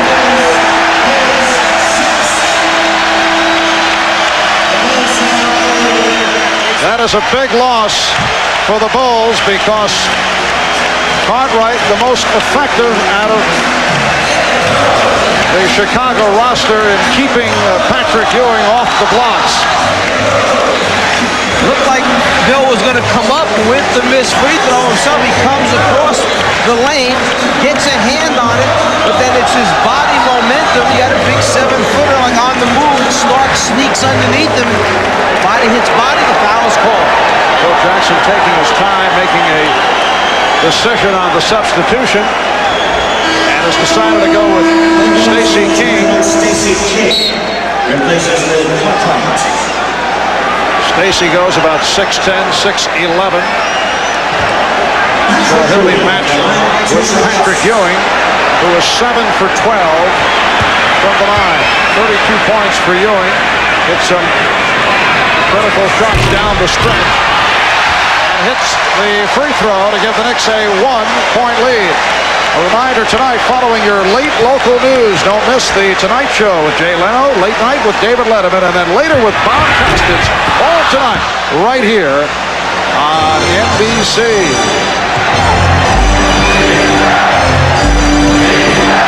That's time remaining. 1:25 to go in the fourth. Knicks with a 1-point lead. Jordan gets the pick from Grant. Armstrong, yes, a three-pointer for B.J. Armstrong, and he's given Chicago a 95-93 lead. So just when you think the man is going to try and take over by himself and win it, no, he brings 2 defenders, leaves the best three-point shooter in the league wide open, and B.J. Armstrong produces. For the Bulls, their first three-pointer of the game. The Bulls with a 2-point lead by virtue of that B.J. Armstrong three-pointer from the left-hand corner. That's the timeout situation. Bulls at 3 full out of 20. The Knicks with 2 timeouts left with a minute and 16 to go. Phil Jackson feeling that Scott Williams plays Ewing a little bit better than Stacey King. Has Williams in there. General idea is they're going to go to Ewing down low, try and get something. Here's Rivers for 3. And Ewing could not hold on. Hit him in the chest. And it will be Chicago ball. Maintain your composure right now. Understand there's plenty of time left in the game. Get a stop defensively before you get the ball back. On the error 3-point attempt, it just slips off Ewing's hands. Ball hits out of bounds. Eddie Rush says ball to Chicago. See if they get it back to Michael to create for someone else coming to the middle. Jordan played by Rivers. Pushed out to Armstrong from the other corner. His 3-pointer in out. And a foul is called on Chicago. 3-point attempt by B.J. Armstrong would not drop. Scottie Pippen called for the foul. So both the Knicks and the Bulls are over the limit. And with 52 and 8/10 seconds to go in this fourth quarter, Charles Smith back to the line. He's 3 of 4 from the line. Time and score, the most important thing, and you don't want to commit fouls and give the opponents a chance to either take the lead or tie up the basketball game. Sometimes there's a point where you don't want to be too aggressive. That was one of those times. You don't have inside position, concede the rebound, let it go. Well, Charles Smith way off on that first attempt, and the Knicks self-destructing at the foul line. 19 for 34 at the line. Resume. Charles Smith will go back to the line. He missed his first of 2. 52 and 8/10 seconds remaining in this fourth quarter, in Chicago with a 2-point lead here at Madison Square Garden in New York. The timeout rundown. Both teams are over the foul limit. Only 7 times the last 15 years has a team down 3 games to 2 been able to come back. And your Atlanta Hawks back in '88 beat the Celtics in Boston in Game 5 and then lost the series with Celtics winning at the Omni and then winning Game 7 up in Boston. Team lost the first 2, went home 1-2, right back to Boston Garden. The Celtics up there to take a 3-2 lead, then went home and lost a 2-pointer. Then the same thing in Game 7 in the Boston Garden. The Bulls 95, the Knicks 94. Shot clock at 10. Pippen backs it up, puts the move on Smith. Off the fake, gives to King, and he's rejected by Ewing. It's a 24-second violation. Scottie Pippen's upset because he was trying to call a timeout with 2 seconds left on the 24-second clock. It was a great call by Pippen. He knew they weren't going to get a shot up. Right now, Pippen is trying to call timeout, but there's no possession yet. So Pippen, arguing with the official that he had called it, didn't realize that Stacey hadn't picked up the ball yet. You can't have a timeout if there's no possession. 28 and 8/10 seconds remaining. The Knicks down by 1 with the ball. Starks, played by Jordan. Ewing out to set a pick. Here's Starks, changed his mind. Plenty of time on the shot clock, down to 10. Ewing for Smith. Smith. Strip, Smith. Stop, Smith. Stopped again by Pippen. What a play by Scottie Pippen. Final seconds, Jordan for Armstrong. And the Bulls have defeated the Knicks. The Chicago Bulls with a couple of spectacular plays. Scottie Pippen stopping Charles Smith. And the Bulls win it. That last basket will count. The Bulls 97, the Knicks 94. Scottie Pippen, one of the heroes for the Chicago Bulls, doing it on the defensive end. Let's go to Ahmad Rashad. All right, thanks, Mark. Boy, what a finish. You guys withstood. You didn't play very well in the second quarter, but still you're only down by 1 point at halftime, but you pulled it out at the end. Well, we realized that the third quarter is going to be very important for us. We just wanted to kind of maintain, stay in the game in the third quarter, and we knew we had our chance in the fourth. Now, a lot of things you guys kept your poise. A lot of things went against you, the referee. I mean, a lot of calls that could have been controversial, but you kept your poise and stayed in it. Well, we knew that. It's a road game for us, so we know when you go on the road, you got to play above the referees and definitely try to take the crowd out of the game, and that's what we did. All right, you guys came in here smelling blood, and I guess you got it. We did. We came in here, we wanted to get a win. That's the only way we can win this series is to get a game here, and we did it. All right, thanks a lot, Scotty. Good luck to you. All right, back to you, Marv. All right, Scottie Pippen, 28 points, 11 rebounds. Michael Jordan, 29 points, 13 assists. The Bulls now lead it 3-2 with the 97-94 win. That's our lineup coming up right here on NBC.